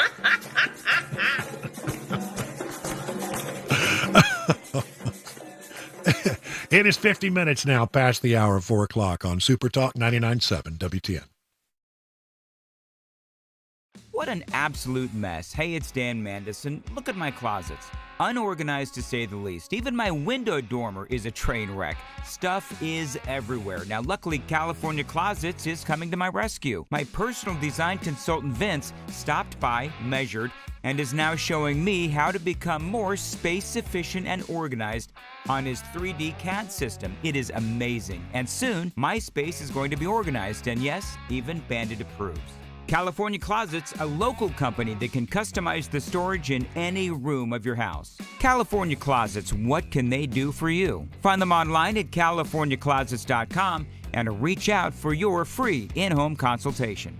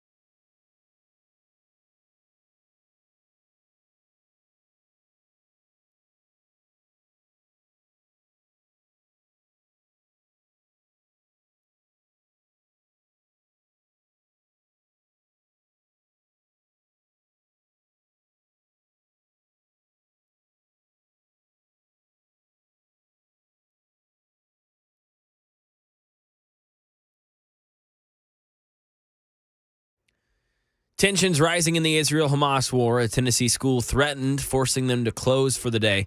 Former President Trump saving some money after a reduction in bond, and one Hollywood actress is naming names when it comes to bullies in the industry. Those stories and more at 5 on Super Talk 99.7 WTN. We really had time to get into it so far in the show. We're just already 2 hours in, halfway through the show. But the CEO of Boeing will be stepping down and will leave the post at the end of this year. The chairman to be replaced. And this all has to do with, of course, the many, many problems that the Boeing aircraft company has had with its 737 MAX and windows that pop out at altitude and a whole series of problems. Dave Calhoun says he will step aside at the end of the year as they begin a transition. And certainly the Boeing company has got some problems. People now saying, if it's Boeing, I ain't going. And that's a problem when you manufacture aircraft. It is now 57 minutes past the hour of 4 o'clock on Super Talk 99.7. Let me tell you about the folks at Busy Bee HVAC. Now, we are reaching the time of year where, you start to kick on that air conditioner. You've been using the heater most of the year, and now it's time to kick on the air conditioner. And if you find that it's just not getting the job done, something doesn't seem quite right, you need to call the number I would call. 775-7833. You have the folks over at Busy Bee buzz right over to your hive and take care of your problem. That's right. Get it up and running, get you going and good. Now, listen, the way that you avoid having problems and make these systems last longer is to do preventative medicine, to do some preventative maintenance on them. And that's what the Beehive Club is all about. It starts for as little as $99, and you get an awful lot for that $99. You get 3 thorough maintenance services on your systems, one aimed at heating, one aimed at cooling, one aimed at plumbing, no overtime charges 24/7, and 10% off all repairs that might be needed. Busy Bee Plumbing, Heating, and Cooling is your official Rude Pro partner. So for satisfaction guaranteed, do what I do. Call Busy Bee Plumbing, Heating, and Cooling at 615-775-7833. Or learn more online at busybeehvac.com.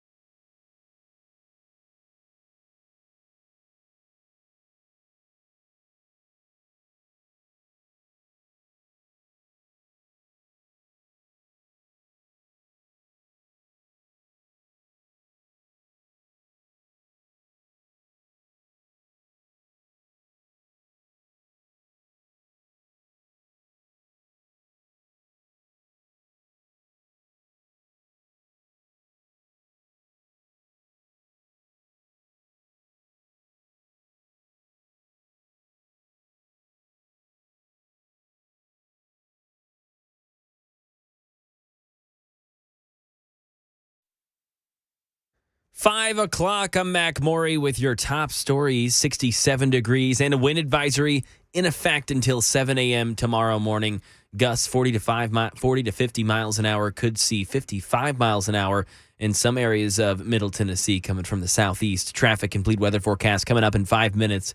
Israel's prime minister has stepped up tension between his country and the U.S. by canceling sending a delegation to Washington to discuss the war in Gaza. Andy Field has reaction. Israel's Prime Minister Netanyahu canceling a planned delegation trip to D.C. after the U.S. refused to block a U.N. resolution that called for an immediate Gaza ceasefire. The White House insisting Israel has not lost any U.S. support. The Prime Minister's office is choosing to create a perception of daylight here, when they don't need to do that. Spokesperson John Kirby saying the U.S. is encouraging Israel to accept a ceasefire. School threats in Tennessee. Christ Presbyterian Academy canceled school this morning after receiving a threat. The school in an email said that they had, quote, received a message from an individual who used disconcerting language towards the safety of our campus and, in addition to adjacent online activity, has given us cause for concern. A security guard at Curry Ingram Academy also confirmed that the Brentwood school was also closed today because of the CPA threat. And former President Donald Trump will not have to put up a $464 million bond to save his properties after all. Stephen Portnoy gives us the latest. A 5-judge appellate panel has given Donald Trump the immediate relief he sought. The appeals court has given Trump 10 more days to post a lower bond of $175 million. If he can do that, while his appeal is still pending, the court will put on hold other aspects of Judge Arthur Engoron's ruling, including the 3-year ban he placed on Trump running a business in the state. Right now in Tennessee, Channel 4 reports that a Tennessee State University professor has been arrested after exposing himself to neighbors earlier this month. Dr. Brian Nagy was seen pulling his pants down to his neighbor's security camera around 1 a.m. on March 14th. Officials say he yelled and then went out of frame before coming back and getting naked again. In total, officials said he revealed himself 6 times to his neighbor's backyard camera. The affidavit said he was fully nude during his final display with only a sock to cover himself. He's been put on administrative leave at this time. In some entertainment news, one Hollywood actress naming names now when it comes to bullies in the industry. Jason Nathanson. Bridesmaids and Pitch Perfect actress Rebel Wilson. I'm the best singer in Tasmania. Is coming out with a new memoir, and over the past few days, she's been teasing it on social media. I worked with a massive. In a post over the weekend, she revealed that the is Borat star Sacha Baron Cohen.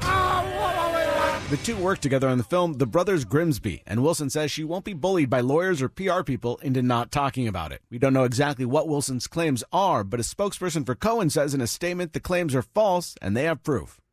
And that is the latest news. Traffic and weather on the way. I'm Mac Morey, WTN News.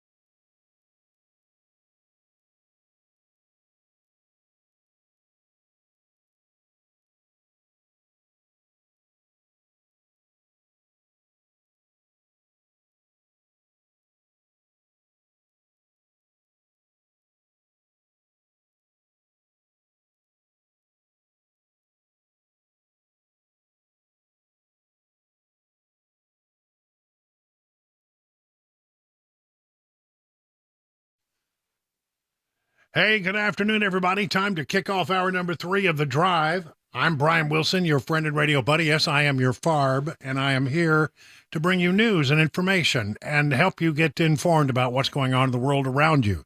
We'll give you a good, solid dose of information, a little bit of opinion, and if we're lucky at all, occasionally an occasional chuckle. And did you hear what the chuckle today was? That apparently Matt Murphy said that he's not going to get a haircut until we have a new president. That's what I hear, yeah. And so he tried to drag me into his crazy. And I just said, no, listen, I'm sorry. There's certain things, there are certain boundaries which I must set as a talk show host. Now, I mean, I want a new president as much as anybody, but I don't know that whether I cut or do not cut my hair will have any impact on that whatsoever. And unlike Matt Murphy, who already sort of looks a little scruffy, I have a great deal of pride in my personal appearance. Well, I don't know. This beard is not working out so well. There's a beard? Yeah.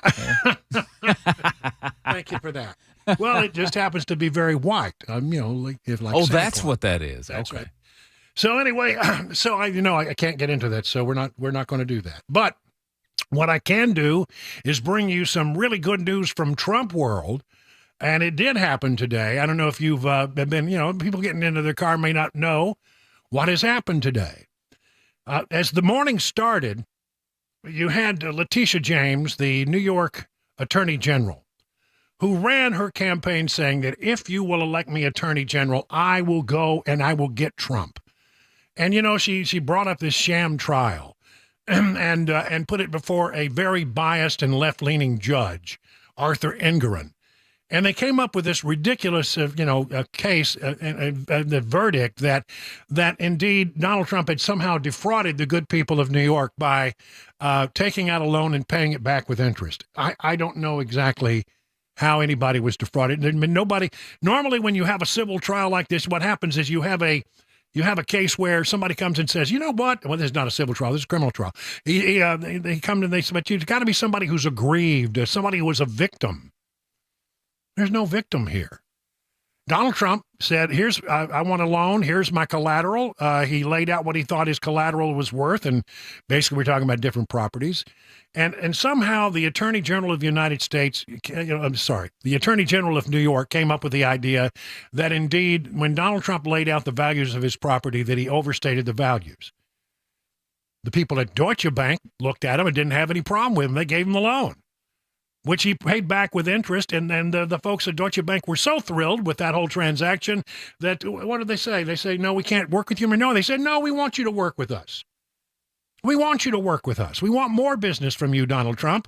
That was a great experience. So who's the victim here? Well, it was all set up. It was all the judge had already decided that Donald Trump was guilty before the trial ever began. And at the end of the day, he was going to be required, if he wanted to appeal the decision, which I think he'll win on appeal. But if he wanted to appeal the decision, they set this thing up so that you had to come up with about a $500 million bond before you could appeal.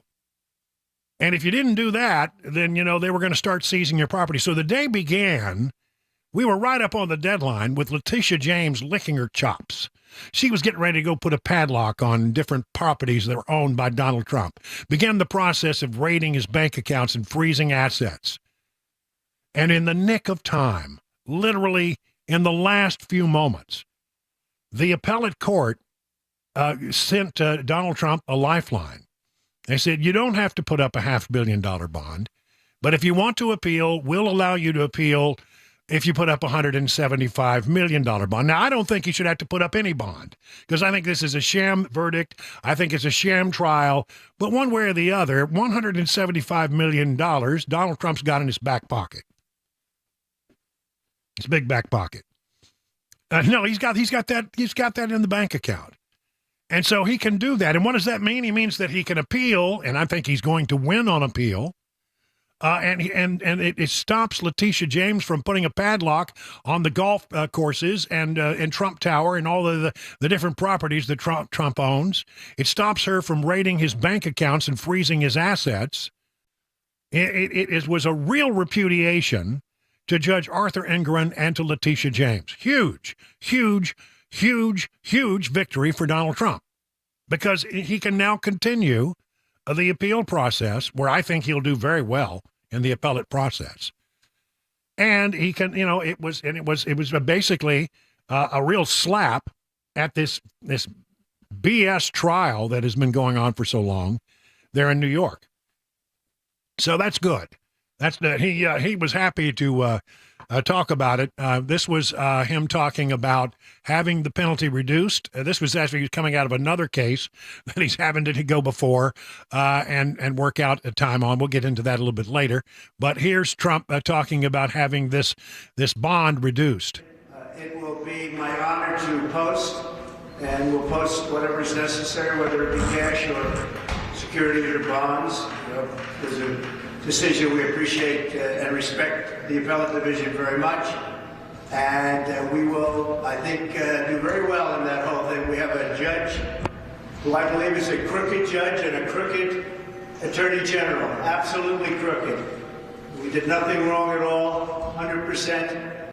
100%, nothing wrong. I agree. I'm with him on that one, and I think most business people in New York, even if they don't like Donald Trump, are sort of worried about this whole case, because it really, it should actually have a chilling impact on companies that want to do business in New York if they know that they can have a lawsuit brought against them like this. Such nonsense.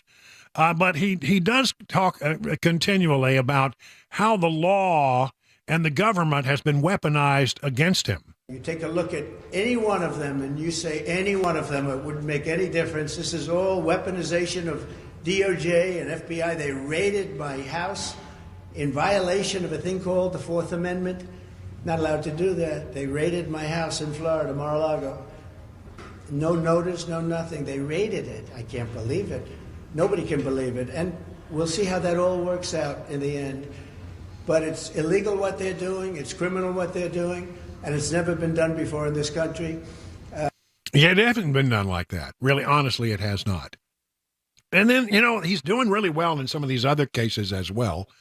For example, the whole case that's going in Fulton County, Georgia. Fannie and Nathan Wade, they basically have been embarrassed. They may both lose their law licenses. Oh, Fannie's putting on a good face, saying, oh, yeah, no, this hasn't stopped anything. Over the weekend, she said this.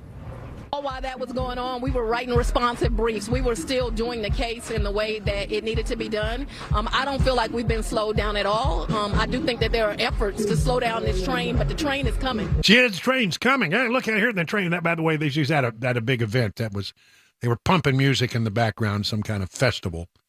Fannie says the train is coming. Yeah, Fannie, the train is coming for you, and before it's all over with, you could well lose your license to practice law.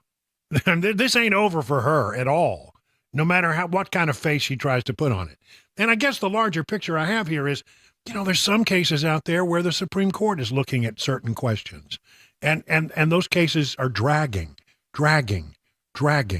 The case in Fulton County, Georgia, you got Fannie Willis, who is, on her last leg as a prosecutor, and that whole thing has got some real problems. And I'm not sure exactly how that's all going to be resolved. And then, you got the victory today in the appellate court. If you can get before a fair court, chances are, in an appellate court, you can actually perhaps get a more fair ruling. I don't think the appellate court is going to go along with some of the nonsense that occurred in this trial that was brought by Letitia James and was rubber stamped by the judge, Arthur Engoron. I don't think they're going to go along with it at all. And so we look at this and it looks like, it looked pretty bad for Trump. He's got this case and that case, and he's spending a ton of money on legal fees. There's no doubt about it. But he's starting to have his victories.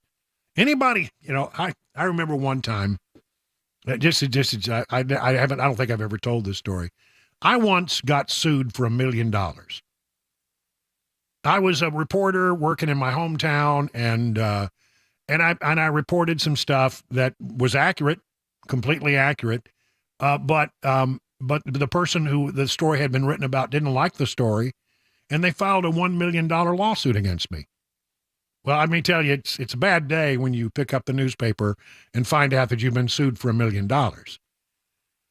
But I was really down in the dumps about it, but I knew that I had reported the truth, and I knew that ultimately I would prevail. And the attorney who handled the case for the TV station I worked for at the time pulled me aside and said, "You don't need to worry about this." Said anybody can file $1 million lawsuit, and it's a great headline for them.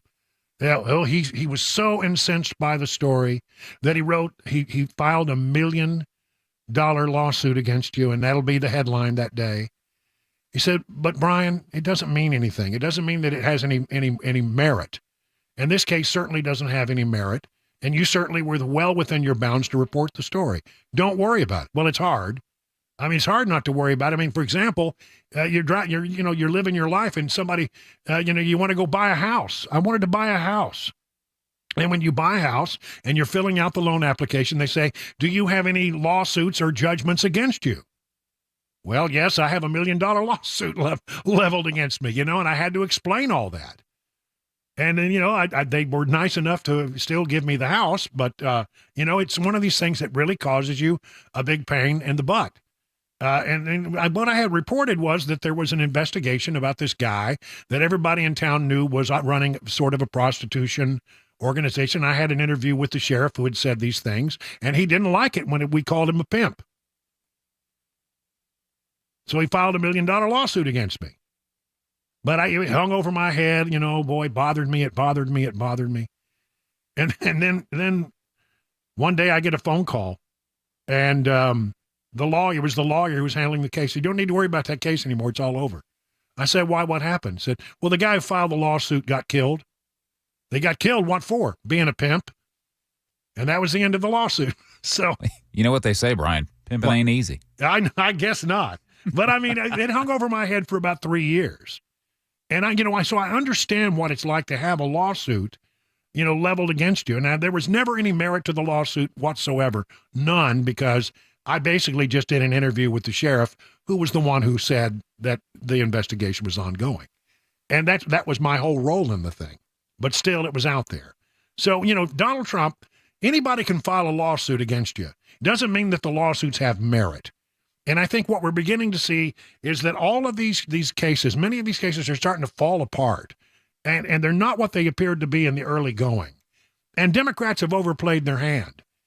And I think that what is going on here is that many Americans are looking at this and saying, this is unfair. This is clearly unfair. And it's not going to work to their advantage. The Democrats may think this is the way they could take Donald Trump down. It may actually propel him to the White House. 20 minutes now past the hour of 5 o'clock.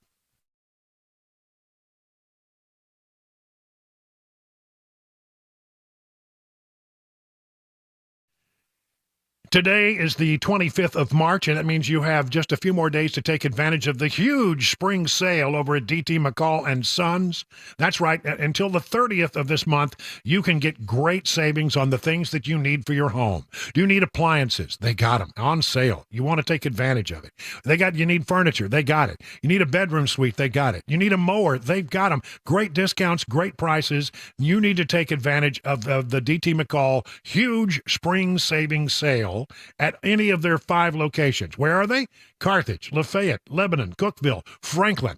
If you haven't been by a D.T. McCall's to find out what they can do, man, you're really missing out. These places, some of them are practically cavernous. They just go on and on and on and on. You'll see so much stuff on display. And if you don't find it on display, go to their website and find out what you're looking for. And they'll point you in the right direction of all these good things. They'll treat you honestly.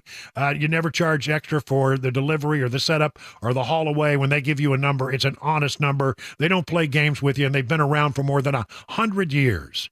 You want to do business with a company that's like that. And that's D.T. McCall & Sons, 5 convenient locations. Learn all about the big sale and all about D.T. McCall's by going to their website, dtmccalls.com. What an absolute mess. Hey, it's Dan Mandison. Look at my closets. Unorganized to say the least. Even my window dormer is a train wreck. Stuff is everywhere. Now, luckily, California Closets is coming to my rescue. My personal design consultant, Vince, stopped by, measured, and is now showing me how to become more space efficient and organized on his 3D CAD system. It is amazing. And soon, my space is going to be organized, and yes, even Bandit approves. California Closets, a local company that can customize the storage in any room of your house. California Closets, what can they do for you? Find them online at californiaclosets.com and reach out for your free in-home consultation.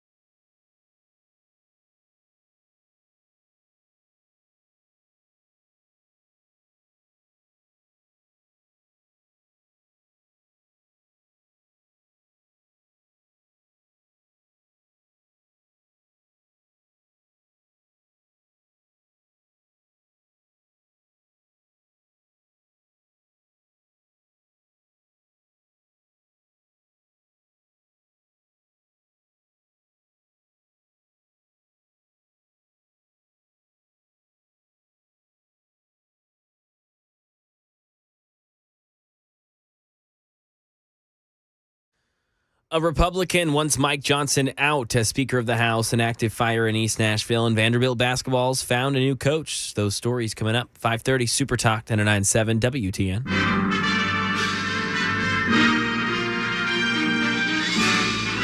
Spanning the globe to bring you the constant variety of sport, the thrill of victory,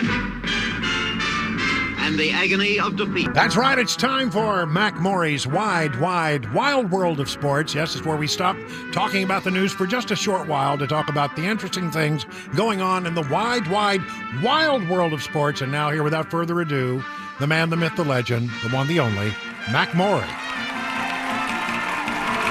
And a sports-filled weekend it was. That's right. Lots to talk about here, Brian. Yeah, I'm anxious to get your take on some of this stuff. There's the sting. Okay, so we've got a couple things to talk about, Brian. First off, I want to talk some basketball, but then I want to get to a big move that the Titans made on Friday evening, which happens to involve my team, the team that I have a fandom for, is the Kansas City Chiefs. A huge trade for the Tennessee Titans. We're going to get to that really quickly, though. The Vols are still dancing, headed to the Sweet 16. They'll play Friday night versus the number 3 seed Creighton, a good team, well coached there by Coach McDermott, but an abysmal offensive showing for the Vols it was on Saturday night against the University of Texas. 3 for 25 from 3. They were 1 for 23. They made 2 threes late in the game to come back. It's the worst three-point percentage for a winner in a March Madness game in the history of the tournament. You know, Dalton Connect, I've just bloviated about him, haven't I? How great he was. Yeah, he's very good, yeah. Couldn't hit a shot. Couldn't hit a shot Saturday night. Yeah, sometimes you just get cold, you know. And it started to force it, and it seemed like Rick Barnes wasn't really getting the fact that, hey, it's not going to be Connect's night. And we talked about that. He's not going to be able to put up 30 points every night. Who are you going to? Who's your plan B? Who are you adjusting to? They started to figure that out. Meshack had a great game on defense. Adu had a couple nice points. Santiago Vescovi, he's a fifth-year senior who's a point guard. He kind of took over there a little bit with some of the passing, started to get some offensive flow going. If you win a game where you looked that ugly on offense, feels pretty good. You made 3 threes. Yeah, right? You go, wow, we were still here? We played that poorly on offense? They could not get a bucket. And I'm not just talking threes. They were shooting below 40% from 2 as well. Yeah. It was atrocious. Defensively, though, they looked great, and that's why they're still here. Very excited as we get later on in the week. We'll look closer into that Creighton matchup that we'll watch. I believe that'll be Friday night. It's going to be a late one, 8 p.m., 9 p.m. Eastern time. So let's go over to some football, though, here, Brian, because you teased it a couple hours ago. The Tennessee Titans with a splash Friday night. I wouldn't call it quite blockbuster, but this is one of the best free agents. You could argue maybe the best free agent on the defensive side this time around in the offseason. Cornerback for the Kansas City Chiefs, used to be for the Kansas City Chiefs, now traded to the Tennessee Titans. This was a guy that was talked about maybe a couple months ago, maybe garnering a first-round pick. It kind of lowered to a second-round pick, and people thought it weren't going to happen. The Titans only have, one pick on day 2. They only have one second-round pick. They don't have a third-round pick this year.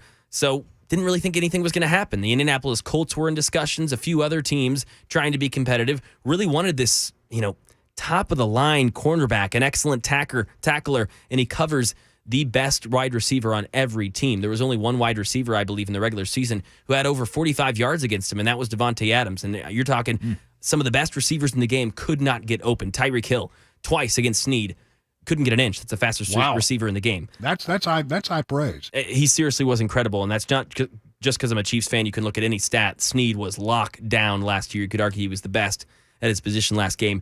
And the Titans got him, not for a first-round pick, like we said, not for a second-round pick, but for a third-round pick, not this season. Like I said, they don't have one, but for next year. So the Chiefs don't even get anything until next season. Why do you think they were willing to give up such an important player? That's the thing that sort of is always in the back of my mind. He was a good player. Mm-hmm. He did well. You're not getting that much for him this year. Nope. The payoff comes next year. What's the downside? What's the downside to Snead?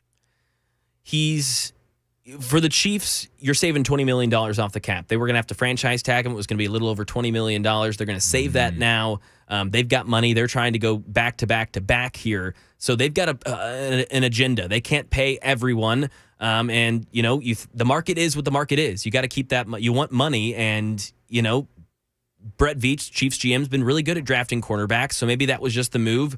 I'm a little upset about it still, but I am understanding that I think it was the right move to trade him. If that's what the market is, that's what you're going to get. You're upset because not because of it is good for the Titans, because it's bad for the Chiefs. Okay, I want to make sure. Let's be clear on Nashville radio. It is fantastic for the Tennessee Titans. You should be thrilled. And I think I kind of fell into the mainstream sports media trap of, another team really screwed up here. Well, let's talk about the Titans. They did something awesome. Good, yeah. They did something really well. They exploited a low value in a cornerback who's top of his position. He turns 28 next season. He's in the prime. He's at the peak of his powers.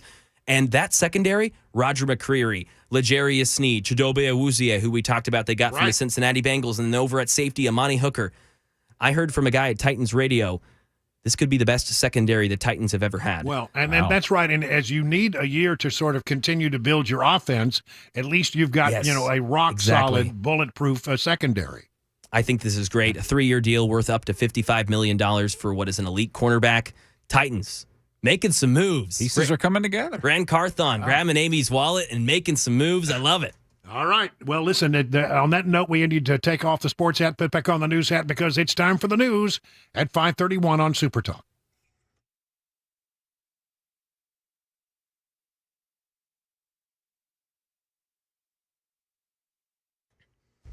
.531, I'm Mac Maury with your top story. 67 degrees. A wind advisory in effect until 7 a.m. tomorrow morning. Could see gusts of up to 55 miles an hour. Latest traffic report and a weather forecast in 5 minutes. After Kevin McCarthy was ousted from the Speaker's chair, the House went nearly a month without a Speaker, and that chamber was thrown into legislative chaos. But don't expect that again, even though Congresswoman Marjorie Taylor Greene has mounted an effort to remove Speaker Mike Johnson. Jay O'Brien. Marjorie Taylor Greene's effort to oust Speaker Mike Johnson isn't expected to throw the House of Representatives into the kind of chaos that we saw when Matt Gaetz removed Kevin McCarthy from his job in the House, went 22 days without a speaker. That's because Greene didn't file it in the procedural way that would guarantee the motion to remove Johnson a vote. It's more of a warning and a pink slip. Republican lawmakers also tell ABC News they're not aware of colleagues who are vying to become the next speaker, citing the fractious conference that Johnson has to manage. A fire right now in Tennessee. Channel 4 says that firefighters are out at Rosebank Avenue. That's in East Nashville. They're taking out heavy flames and smoke. NFD said two adults and children were able to safely evacuate that home. It's currently an active scene. And some more sports news. Vanderbilt has now hired their new men's basketball coach after parting ways with Jerry Stackhouse just weeks ago. Mark Byington will be the next coach for the Commodores following James Madison's second-round exit against Duke on Sunday. Stackhouse left after 5 seasons. He went 70-82.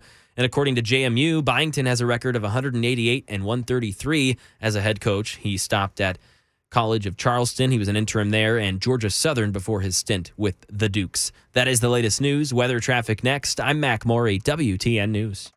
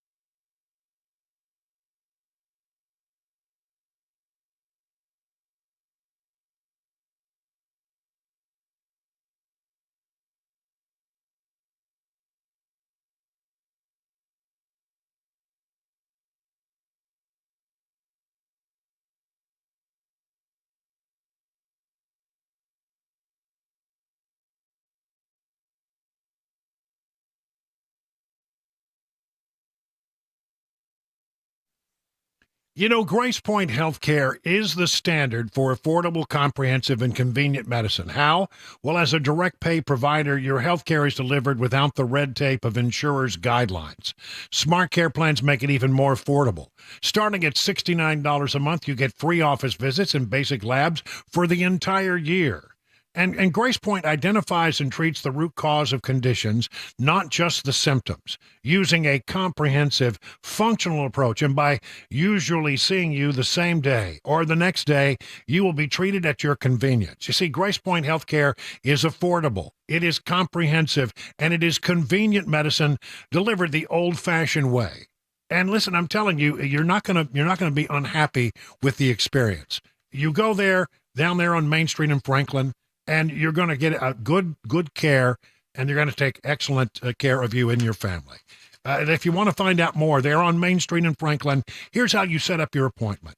Just call this number, 599-6868. That's 599-6868 to schedule a visit. Hey, what's up, guys? This is Matt Murphy for Members Nutrition. I want to tell you about the Members Nutrition difference, and I want to encourage you to go over to the Members Nutrition website. Number one, they believe at Members Nutrition that they can sell vitamins and supplements at a lower cost point, and they're doing it every single day at membersnutrition.com. Number two, they want to make these products right here in the United States of America, not from some overseas company, and they do that every single day. I encourage you to go to membersnutrition.com. You'll get 50% off your purchase price at checkout. You don't have to put in any codes. Just go to membersnutrition.com. Once again, membersnutrition.com.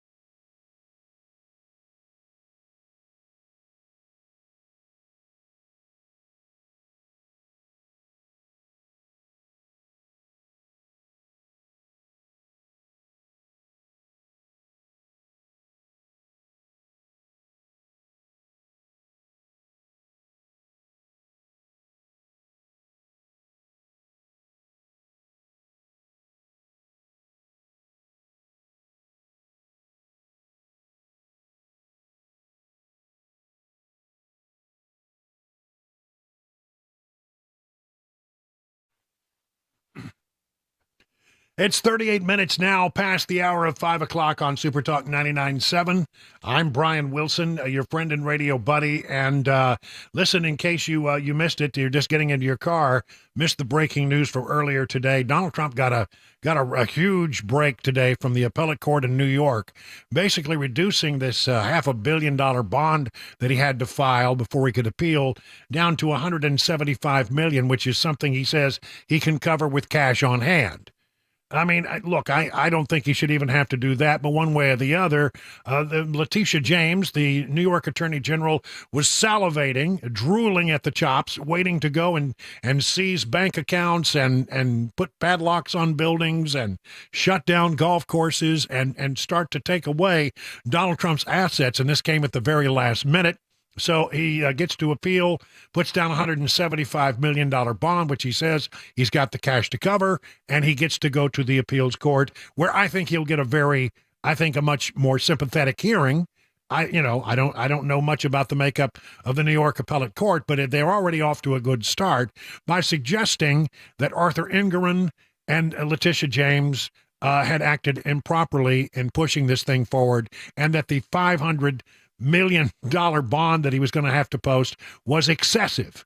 And it was. Again, the whole trial is a sham, in my estimation, but that's the big news today. A huge victory for Donald Trump. And it comes at a time when a lot of these cases that are pending against him have got real problems. You know, Fannie Willis and Nathan Wade and all of that. Now Letitia James getting a brushback by the appellate court. We had other matters that are now before the Supreme Court as they ask important questions, and cases are dragging and falling behind on the calendar. And this effort that is underway, it would seem, to use the law as a weapon against Donald Trump is starting to falter. So, again, that's the big news today. And we'll get into it again a little bit later in greater detail, but a huge good day for Donald Trump. We've been talking a lot from time to time, and I have been one of those who said, I think we need to be very careful about TikTok.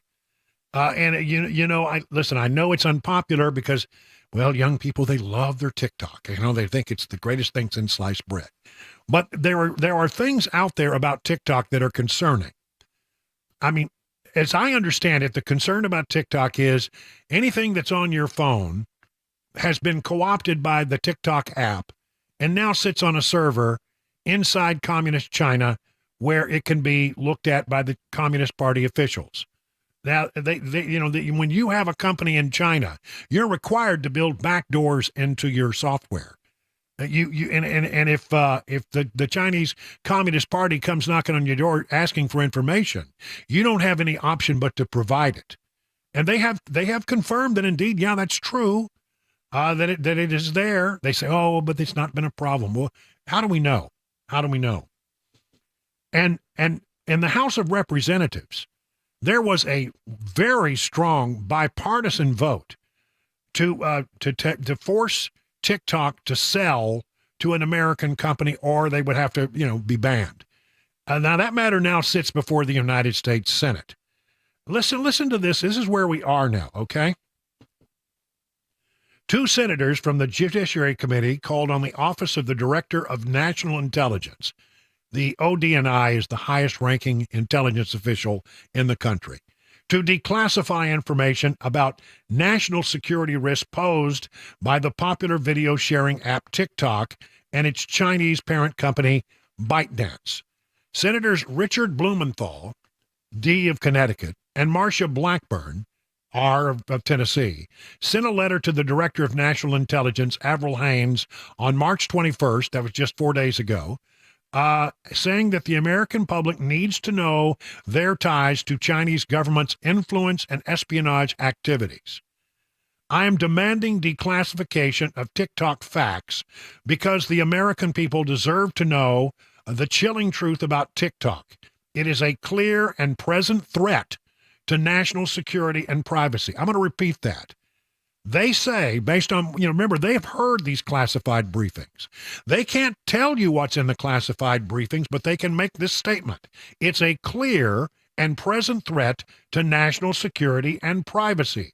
It's a weapon pointed at Americans that all should see clearly, Mr. Blumenthal wrote on X, American intelligence and law enforcement officials on a bipartisan basis have raised alarms that the Chinese government can use its direct and absolute control over ByteDance to exert malign influence over what users see on TikTok and spy on their private information. It's a 1-2 punch.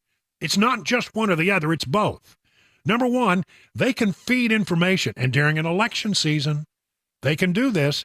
They can have a big impact on what Americans think about the election process because they're feeding the information to the American people. They have control over what they see and what kind of information is pushed to phones and computers all over the country. And then on the other side of the equation, not only is it that, it's that their information is at risk. It's about privacy. It's a weapon pointed at Americans that all should see clearly, Mr. Blumenthal said. American intelligence and law enforcement officials on a bipartisan basis have repeatedly raised alarm that the Chinese government can use its direct and absolute control over ByteDance to exert malign influence. As we consider steps to separate TikTok from the Chinese government, the American people must understand the national security issues at stake. I'm urging declassification of information about TikTok ByteDance, he added. The House passed the Protecting Americans from Foreign Adversary-Controlled Applications Act and a 352-65 vote. Now, it's hard in the House of Representatives, the way things are so divided, to find anything bipartisan. But members of the House voted, are you ready, 352-65 to enact this bill that would basically require TikTok to sell to an American company for their operation in America, or face the potential of being banned in America. Now, everybody said, well, it's not a ban, it's just a requirement that they sell. I don't know, one way or the other. They stand to make a ton of money if they do sell, and they don't want to sell. Why? Well, because I think that this is really more than what it appears to be. It faces the uncertain future in the Senate, while Senate Intelligence Committee Chairman Mark Warner, a Democrat, and Vice Chairman Marco Rubio, okay, so you got Warner, a Democrat from Virginia, Rubio, Republican Florida, they are the chairman and ranking members of the Senate Intelligence Committee, have endorsed what the House has done. Okay, so here you got Blumenthal and Marsha Blackburn. Here you have Mark Warner, a Democrat, Marco Rubio, Republican, saying we like what the House has done and we need to do it. And then you have Senate Majority Leader Chuck Schumer not sure he wants to go forward with it. Why? Well, it might be politically unpopular in an election year to tell young people that they can't have their TikTok. I'm sorry. They don't want to take away their TikTok, but it's not good for you. And they don't want to do that in an election year because they know there'll be blowback from young people. And what are the Democrats worried about? Losing young people's votes. Again, everything. I say this time and time again. I'll say it again. I'll say it 1,000 times before we get to the election. Anything that happens in Washington right now has to be viewed through the prism of the looming elections. Everything has an election angle to it.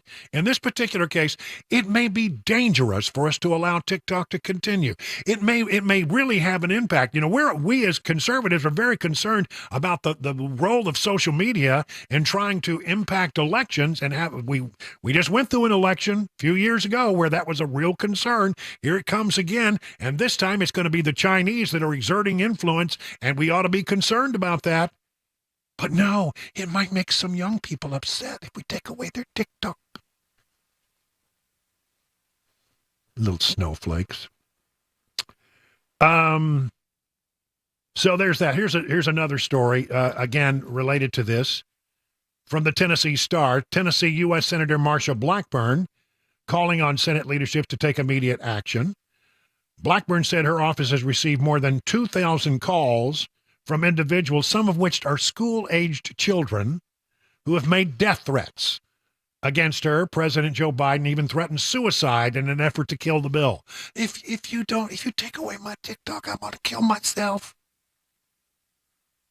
Sad. Isn't that sad? Look, I will admit, a certain addiction.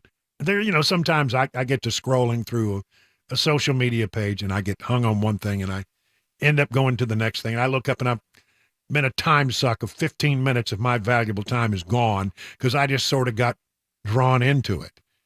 And so I understand the addictive ability of these social media platforms.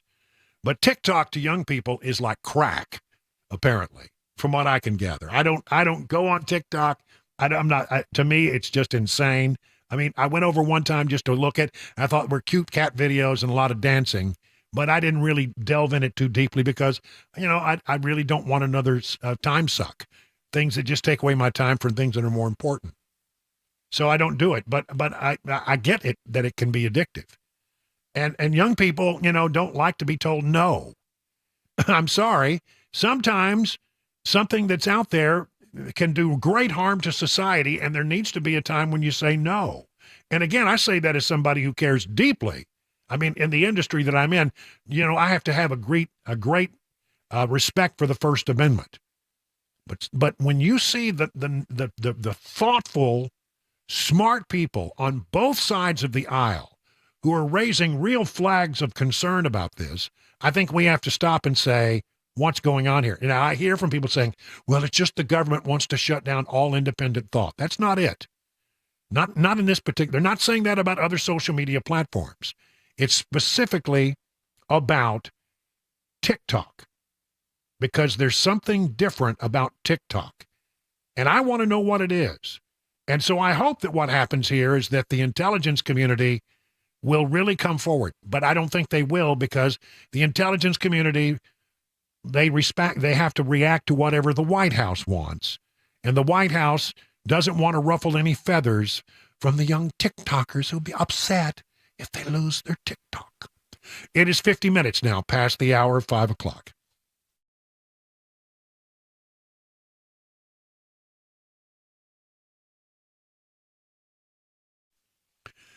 If you're in the market for a pole barn, the two guys that run Stoltzko are two guys that you really should have a moment to have a conversation with. I mean, they build exceptional quality barns with craftsmanship and fair prices.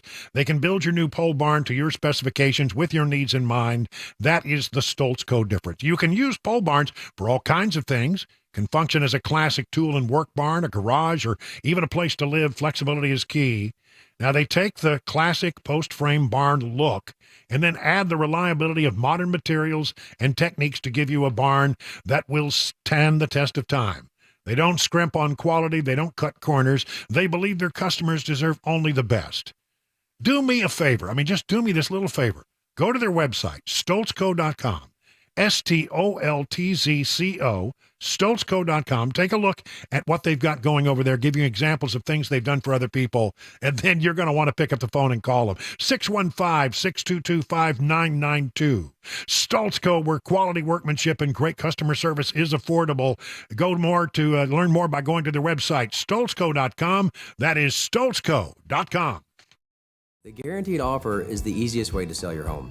It's really simple. We bring you an all-cash offer. You close in as little as 21 days. No home inspections, no lockboxes, no open houses. Go to markspain.com to get a guaranteed offer and start packing.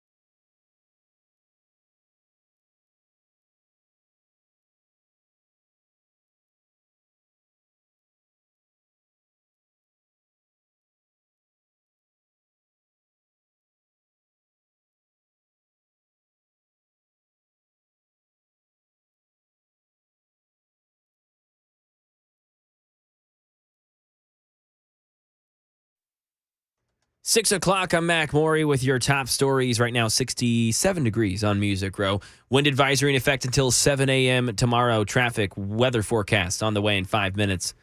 Former President Trump held a news conference today praising the appeals judge for lowering the amount of bond he'll need to appeal his New York business fraud conviction.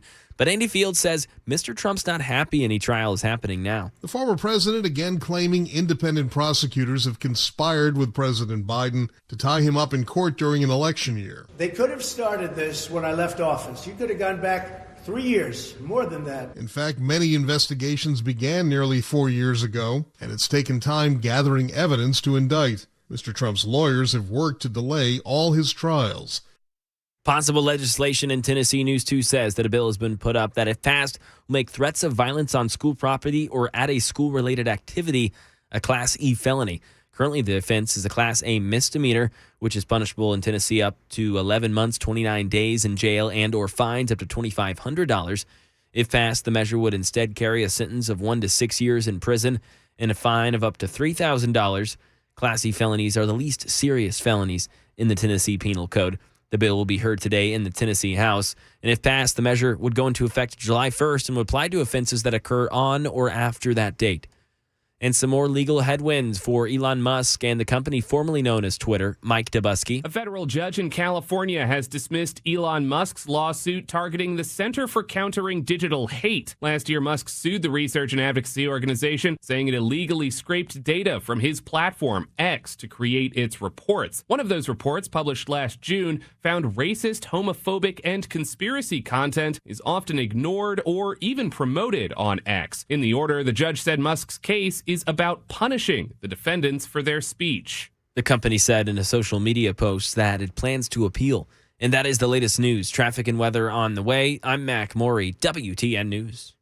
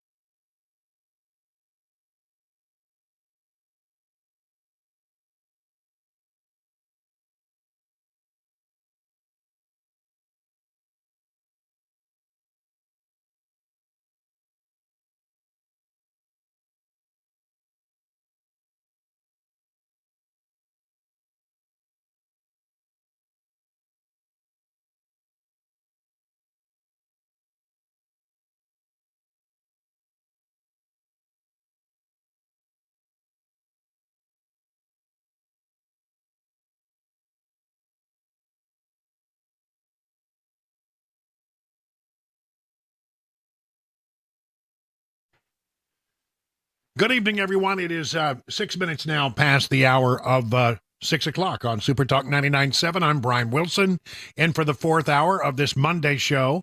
Look, it's supposed to get breezy, so make sure that you bring the cushions in, that you've locked down all things that can be blown around. But it's a little early for the umbrellas, but I had my umbrellas out, so I've had to bring them in today. Get ready for that.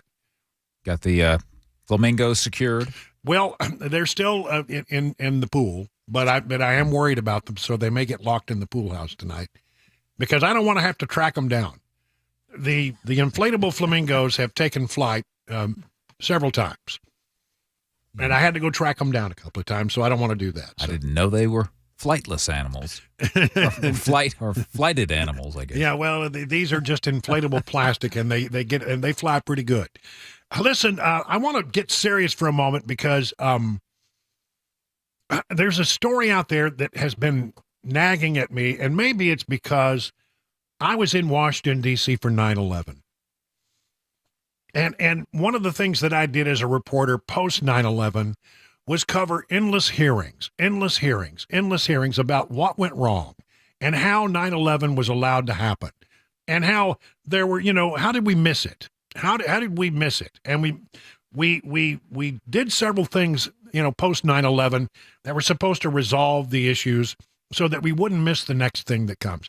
And thank the good Lord, we haven't had another 9/11.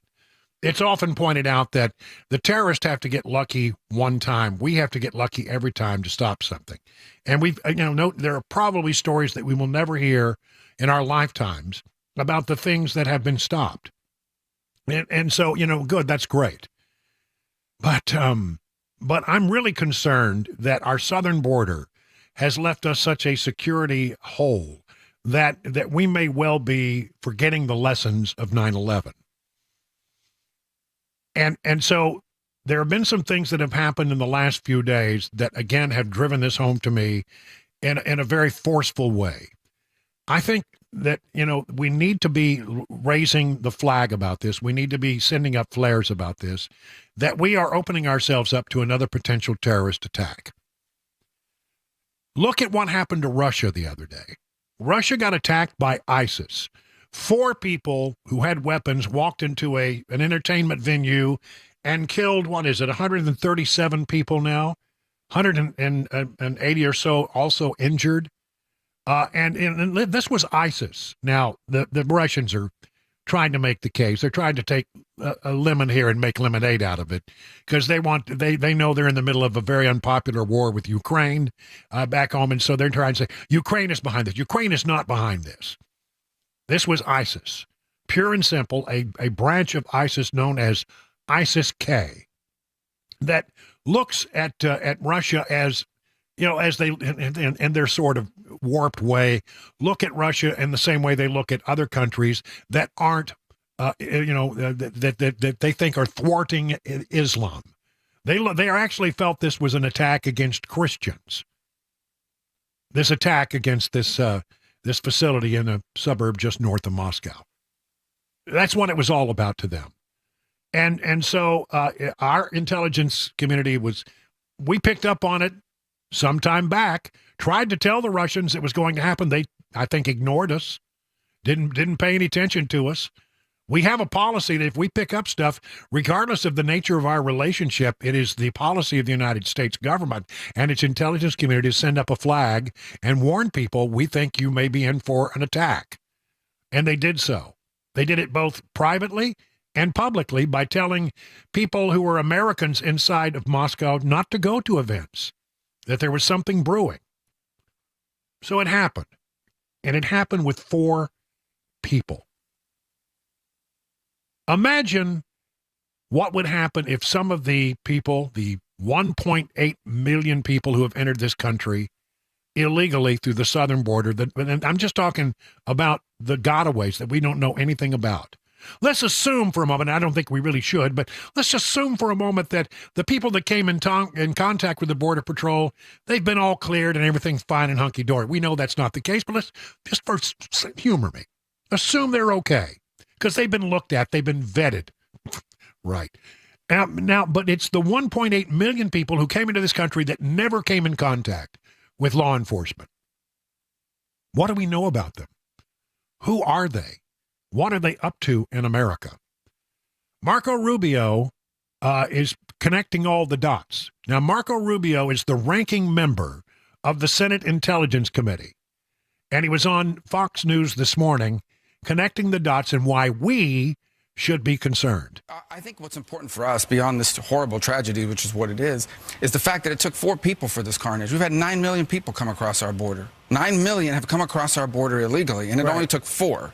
And no one can tell me that of the 9 million people that have entered this country illegally, there isn't a really high probability that at least 4 are members of an organization like this, especially when the FBI director himself confirmed to me in an open hearing of the Intelligence Committee that they are very concerned about a trafficking network that is linked to terrorists like ISIS, who basically traffic in people for money. It's a business for them. But you're telling me if you own a trafficking business, you're not going to use it to try to get terrorists in the United States? ISIS would love to do what they did in Moscow here in the United States, in multiple places if they could. And the sad part about it is ISIS was wiped out. At the end of the Trump presidency, ISIS basically was not a functional entity, a handful of guys in caves, trying to figure out who was going to get the camel for the day, And now these guys are basically back and operating inside of Russia, inside of Iran. Look, think about it this way. If you're ISIS, you want to attack the United States, you say, hey, we got to get 10 people in there to do an attack. Well, it's easy. Let's just send them across the southern border. We already traffic people for money. Let's just stick 10 of them in there with fake passports. These guys you can buy passports. There's like dozens of countries that you can buy a document that says you're so-and-so, and it's an official government document you bribe somebody for. Now you're inside of America. And it only took 4 people to do what they did in Moscow. We've had 9 million something people that have entered this country unlawfully and illegally. It only takes 4 to do this kind of carnage. That's right. He's absolutely right. And it was Rubio who, in a open hearing of the Senate Intelligence Committee, got the director of the FBI to talk about this and to talk about how concerned they are. So I want to be a little bit careful how far I can go in open session, but there is a particular network that has where some of the overseas facilitators of the smuggling network have ISIS ties that we're very concerned about, and that we've been spending an enormous amount of effort with our partners investigating. Exactly what that network is up to is something that's, again, the subject of our current investigation. But there is a network we're concerned about that has facilitators involved in it that have ties to ISIS and other terrorist organizations. Correct. In that same hearing, it was Lindsey Graham who got the FBI director to talk about what he sees as blinking lights everywhere. While there may have been times over the years where individual threats could have been higher here or there than where they might be right now, I've never seen a time where all the threats, or so many of the threats, are all elevated all at exactly the same time. That's what makes this environment that we're in now so fraught. Blinking red lights analogy about 9/11, all the lights were blinking red before 9/11. Apparently, obviously, all of us missed it. Would you say that there's multiple blinking red lights out there? I see blinking lights everywhere I turn. Does that not frighten you? It scares the hell out of me. It really does. Because, we have an obligation under law and policy to, when we know that there's a terrorist attack going on, about to happen in another country, if we pick up intelligence about it, we share that. Even if it's our enemies, we share that. I'm not sure that the Intelligence Committee would share that same information with the American people if there was a threat that there was really concerned, because we don't want to panic anybody. Well, I think maybe a little panic might be in order, quite frankly. There has been a very underreported interview that was done by CBS News with the director of the Border Patrol. His name is Jason Owens. And he's been saying some things that are pretty eye-opening about what keeps him up late at night. What's keeping me up at night is the 140,000 known gotaways. That is not part of that tally. That is not part of that tally. Hold on a minute. I want to start that over because I want to explain. He throws out the number 140,000. Those are the known gotaways that came through since last October. Okay, 140,000 since last October. But when you go back to the beginning of the Biden administration and the opening of the border, it's 1.8 million known gotaways, and they say add 20% for those that we don't know anything about. So roughly 2 million gotaways known and unknown. We don't know who they are, We don't know what they're doing. We don't know what they're, but this number that he throws out is just since last October. What's keeping me up at night is the 140,000 known gotaways. That is not part of that tally. That is not part of that tally. If we don't know who is coming into our country and we don't know what their intent is, that is a threat. And they're exploiting a vulnerability that's on our border right now. Exploiting a vulnerability that's on our border right now. He continues. We met migrants from Peru, Ecuador, Nepal, Burkina Faso, Mauritania. How are people from Nepal and Africa coming here? So far this fiscal year alone, we've had people from 160 countries or more come across our border illegally. This is a global issue. We have people literally from all points across the globe making that same journey, and they're using smuggling routes. Every country and every region has smugglers that try and facilitate a pipeline for them to get to where they're going, and they're connected with one another. So they may, if they're coming from Europe or they're coming from Asia, they'll find ways to get to maybe South America, and then from South America, then they may make their way up through the Darien Gap and make their way up through Central America, and ultimately find their way to decision points that take them to different points along our borders, depending on what smuggling organization that they're using. Are you terrified yet? I'm really worried. At the White House, they tried to get John Kirby, who speaks on behalf of the National Security Council, to talk about security threats on the border. He tried to dispatch of the question in a mere 15 seconds. DHS monitors all available intelligence at the border every single day, and we're certainly aware that there could be national security threats that can arise at the border, which is why we're arguing so hard to get additional resources and capabilities down there. Oh, really? Are we doing that? Because I've got a story here that suggests that perhaps the president has lost interest in doing anything about the border. There, a while back, there was some talk that he might take some action to try to secure the border through executive action. After all, that's how the hell we got in this mess. He issued 94 different executive orders that changed the policy on the border to give us the mess we have now. He could certainly change it through executive order with a snap of a finger, with a quick signing of his name on some documents, or a phone call. He could stop it. This story from the Daily Caller. President Joe Biden, according to his aides, no longer feels the same sense of urgency to press forward on executive action addressing the border crisis. 3 people familiar with the administration's thinking told Politico. They were reportedly considering taking executive action to address the border crisis, but apparently have now decided that they will not. You know why? The election. Every time they talk about cracking down on the border, there's a certain element of the left wing of the Democrat Party which screams bloody murder. Look, I know I talk about this an awful lot. And I know that some of you go, oh, here goes Wilson again with another rant about the security concerns on the southern border. Look, folks, we missed bin Laden. And we're about to put ourselves in a position where the next attack is coming, and we're not paying attention. We need to focus on the border. We need to lock this thing down. And what's going on right now leaves us wide open to another 9/11. 20 minutes now past the hour.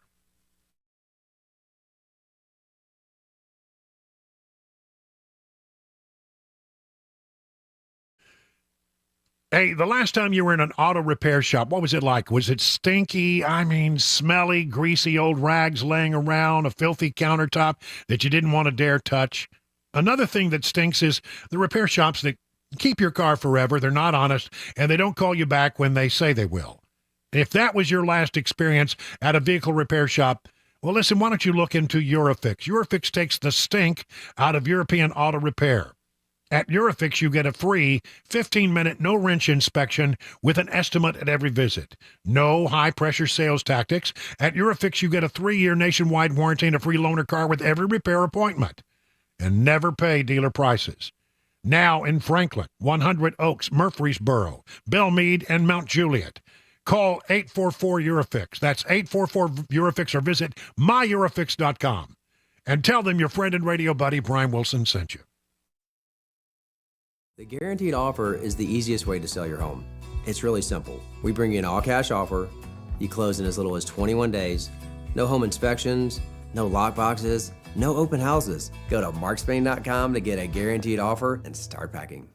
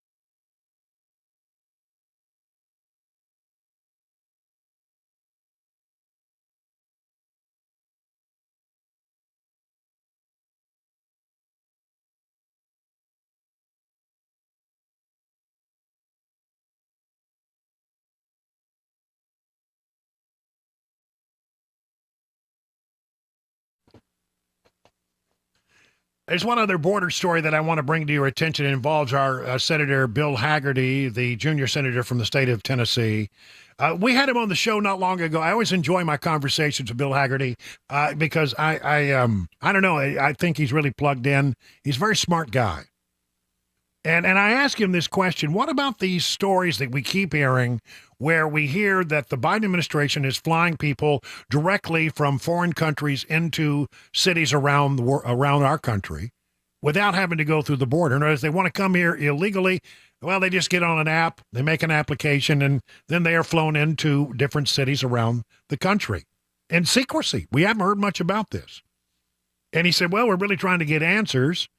Well, apparently he has pushed to the point from that conversation we had, maybe a couple of weeks ago. Here's this from the Tennessee Star. Senate Democrats blocked Tennessee Senator Bill Hagerty's amendment to stop charter flights from flying illegal aliens directly into U.S. communities. U.S. Senate failed to pass an amendment introduced by Senator Bill Hagerty on Saturday that would stop taxpayer dollars from funding charter flights being used to secretly fly illegal aliens from other nations directly into states across the country for resettlement. Hagerty introduced the amendment after it was recently reported that in 2023, the Biden administration flew at least 320,000 illegal aliens into U.S. airports across the nation.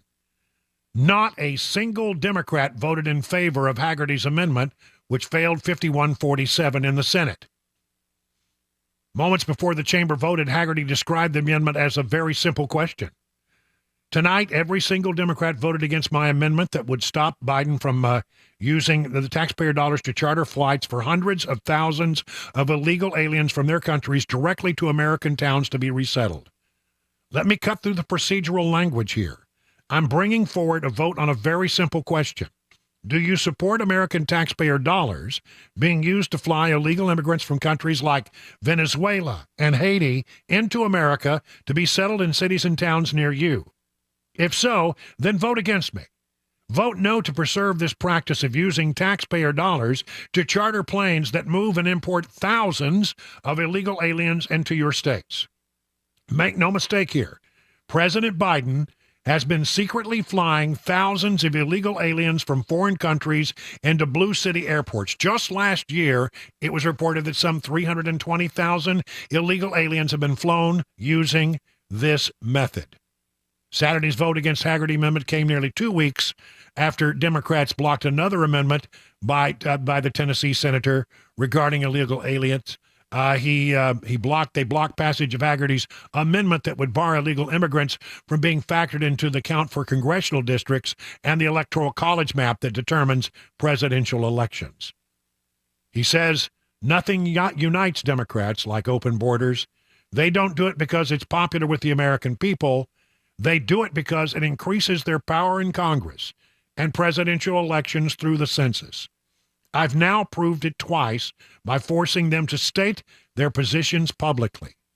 He has. Now, it was a losing proposition. He was never going to get Democrats to go along with it. But he's putting them on record that they are for this.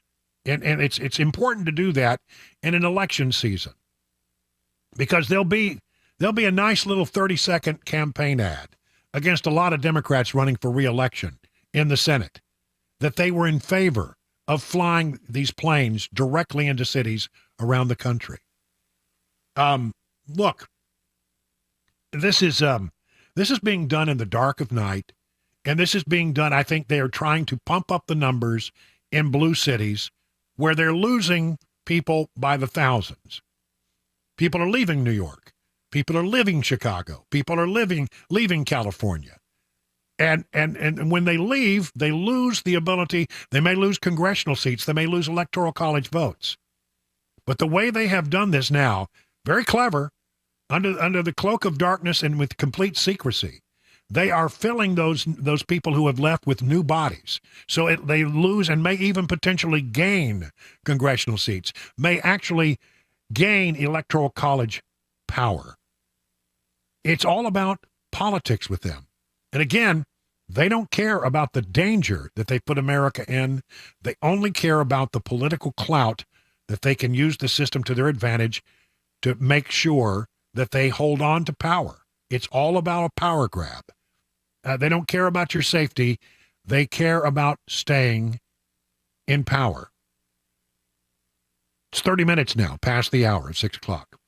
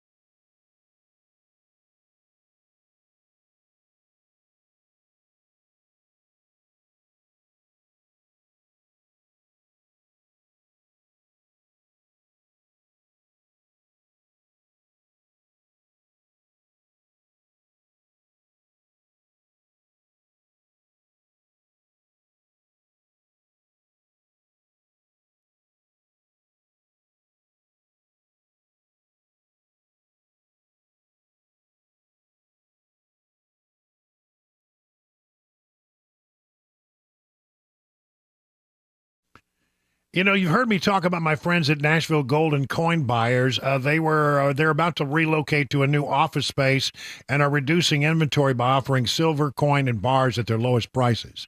Maybe you've seen that gold and silver prices are soaring right now. Well, this could be your best opportunity to get on the front of a super low run on premiums. I mean, this is a way to get in with a pretty good price point. They've got your generic silver rounds and bars offered as low as $1.50 over spot price. They're selling the top of the line American Silver Eagles for as low as $3.50 over the spot price from now until March 26th. That's tomorrow. Take action now. Silver Canadian Maple Leafs now as low as $2 over the spot price.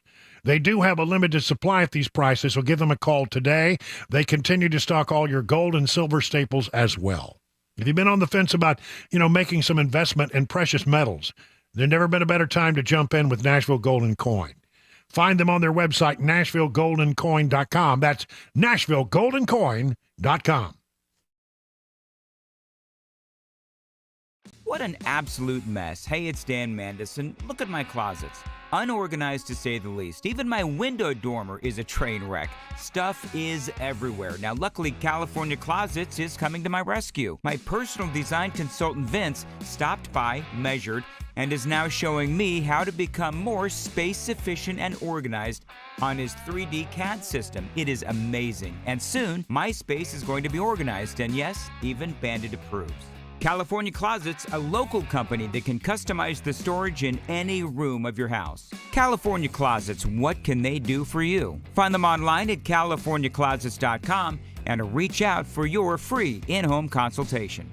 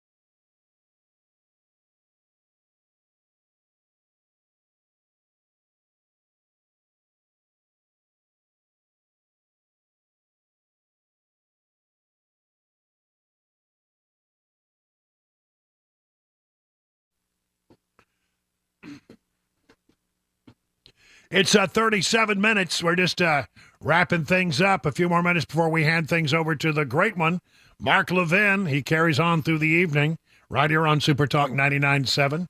I'm Brian Wilson, your friend and radio buddy. And, I try very hard to bring you stories that blend easily from one thing to the other. In other words, there's a story here and it has a thought link to the next story and the next story. It's called segues. Some people call them segues, but that would be improper because the word is segue, not the thing you ride. This is just it's a blend, a smooth transition. But sometimes you just can't do it. Sometimes they just got to smash together. Huh.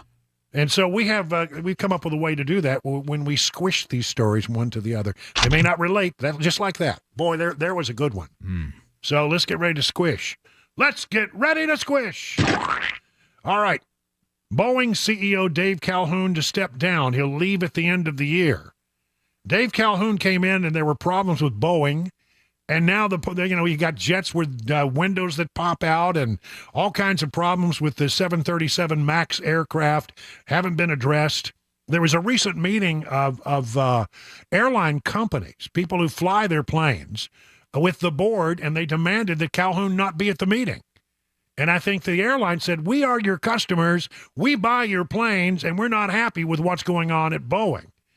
Now comes word that Calhoun will step down at the end of the year. So there's story number one. Number two, everybody wants to electrify your cars, but you know what? The Biden administration also wants to electrify the big trucks. Get this. From justthenews.com, electrifying trucking in the U.S.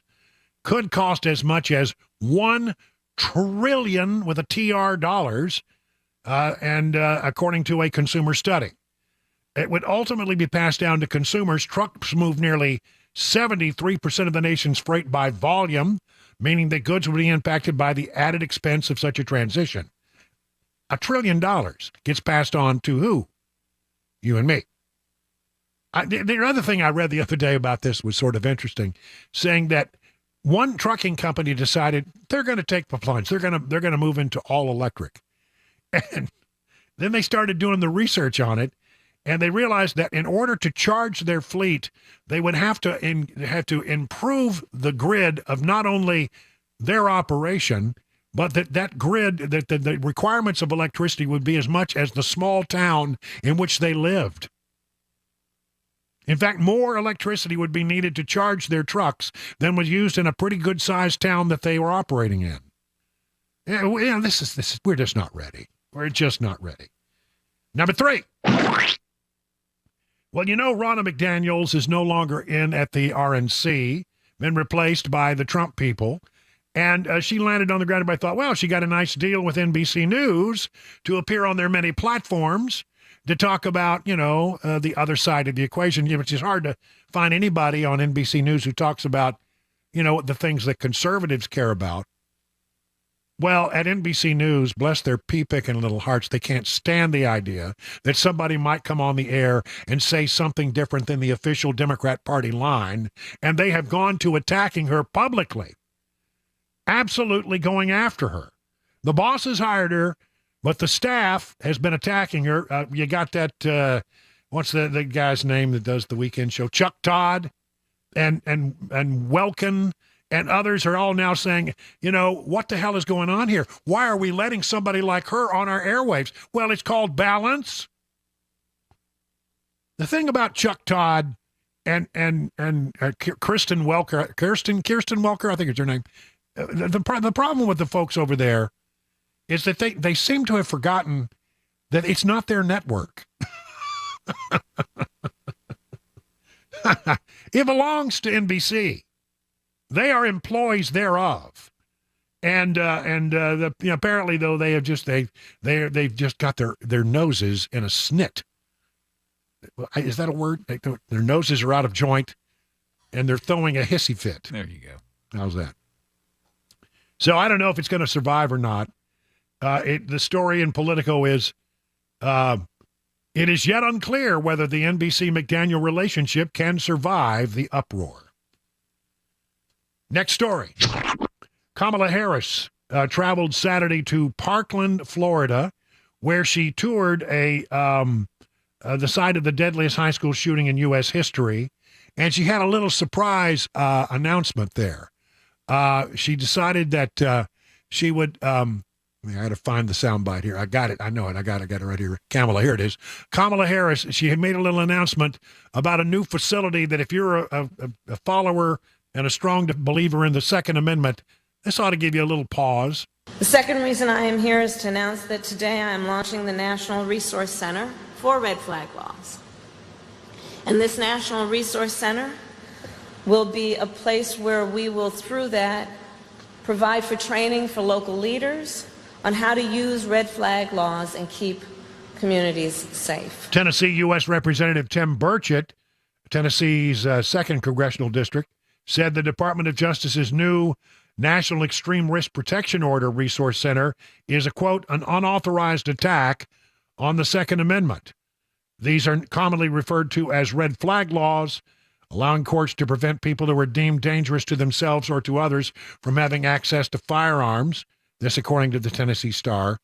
As you know, we talked about a red flag law in Tennessee, and it was absolutely 1,000% rejected by the state legislature. So, again, this is designed, election year, announcement, out of nowhere, caught a lot of people by surprise. Next story. Vice President Kamala Harris calls the current classification of marijuana absurd.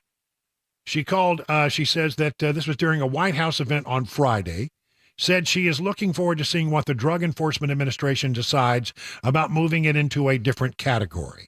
That's right, there was a weed summit at the White House.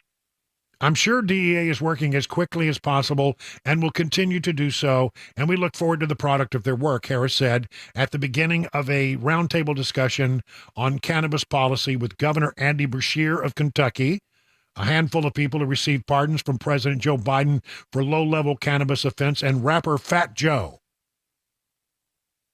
The vice president's comment came as anticipation builds for the DEA to release its final decision on the Department of Health and Human Services recommendation to move marijuana or cannabis with more than 0.3% THC to a less restrictive schedule under the Controlled Substances Act. Marijuana is currently classified as a Schedule I narcotic, the same as LSD and heroin, which means it's deemed to have no acceptable medical uses and a high propensity for abuse. Okay, that's fine. That's all good and fine. I mean, we have about, I think, what is it now, Chris? I lost track.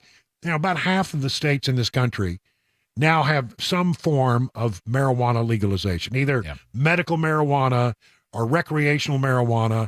And I get that it's a debate that we're having in our country, and some people think it's harmless. A lot of people think it really should be legalized.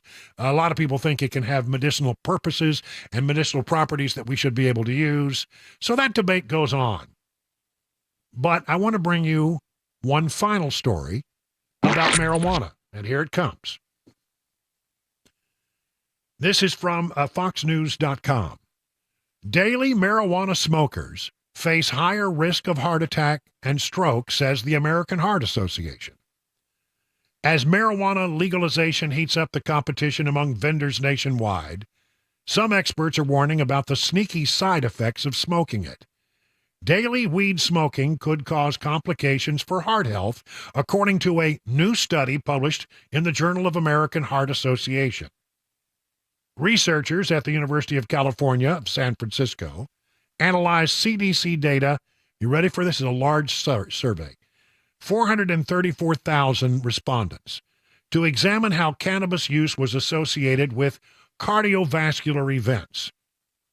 The impact of cannabis on the risk of having coronary heart disease, acute myocardial infarction, and stroke were compared between those in the general adult population and those who had never smoked tobacco. Of those surveyed, about 4%, they didn't smoke tobacco, but they were daily cannabis users. 7.1% were non-daily users, and 88.9% had not used marijuana in the past 30 days. What did they find? Daily cannabis users had a 25% increased risk of heart attack. 25% increased risk of heart attack, but this one is shocking. A 42% increased risk of stroke. Cannabis use was associated with adverse cardiovascular outcomes, with heavier use, more days per month, associated with higher odds of adverse outcomes, the research stated. Study co-author Dr. Abra Jeffers of Massachusetts General Hospital shared her reactions to the study. People think marijuana is harmless. It is not. We found that using marijuana, mostly by smoking, is as bad as smoking tobacco cigarettes. While we reported the results for daily use, any use increases risk, with more days of use per month associated with a higher risk. In other words, the more you smoke marijuana, the higher your risk of having some kind of problem with your heart or potentially stroke. Recreational cannabis is currently permitted, here's the story, 24 states. As of 2019, nearly 4% of Americans reported using cannabis daily, and 18% say they use it annually. Senior study author Solomon Kenya, professor of medicine at U.S. UCSF, wrote in the same press release that cannabis use is increasing in both prevalence and frequency, while conventional tobacco smoking is declining. Cannabis use by itself might, over time, become the more important risk factor. University of Colorado School of Medicine professor Dr. Robert Page serves as the American Heart Association's chair for the statement of these findings. In an interview with Fox, he said, the study is unique in that it looked at cannabis smokers separately from tobacco users. Cannabis is not an innocent bystander when it comes to cardiovascular health. He emphasized the importance of the safety signals that have emerged from the study. This includes the need for patients to be more transparent about cannabis use with their health care providers, while providers should be non-judgmental. There needs to be a shared decision-making between the patient and the provider with regard to cannabis use. Patient-centered, non-judgmental conversations are really what is needed. This is especially important if the patient has an underlying heart condition or has experienced a cardiovascular event while using cannabis without disclosing it. Okay, so, the thing I've always wondered is how you can say, oh, it's harmless, it doesn't hurt anything. You are ingesting smoke into your lungs. I'm sorry, folks. That doesn't go without some consequences. And here we have a very large study, a very reputable study, which says 25% increase in cardiovascular heart attacks, a 42% increase in strokes if you are a daily marijuana user. 50 minutes now past the hour of 6 o'clock on Super Talk.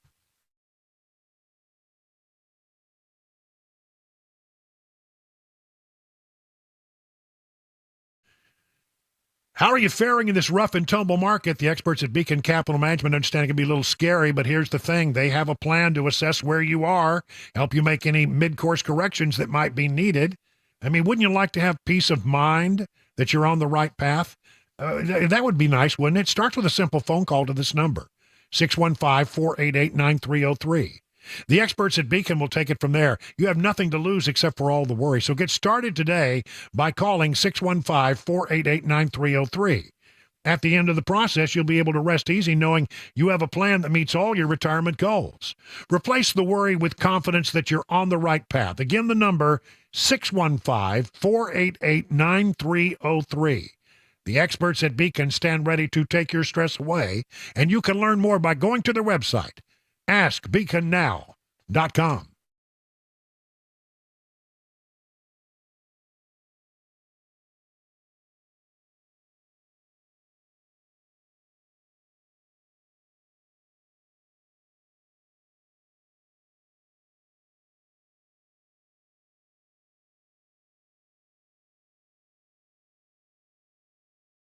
Hey, what's up, guys? This is Matt Murphy for Members Nutrition. I want to tell you about the Members Nutrition difference, and I want to encourage you to go over to the Members Nutrition website. Number one, they believe at Members Nutrition that they can sell vitamins and supplements at a lower cost point, and they're doing it every single day at membersnutrition.com. Number two, they want to make these products right here in the United States of America, not from some overseas company, and they do that every single day. I encourage you to go to membersnutrition.com. You'll get 50% off your purchase price at checkout. You don't have to put in any codes. Just go to membersnutrition.com. Once again, membersnutrition.com.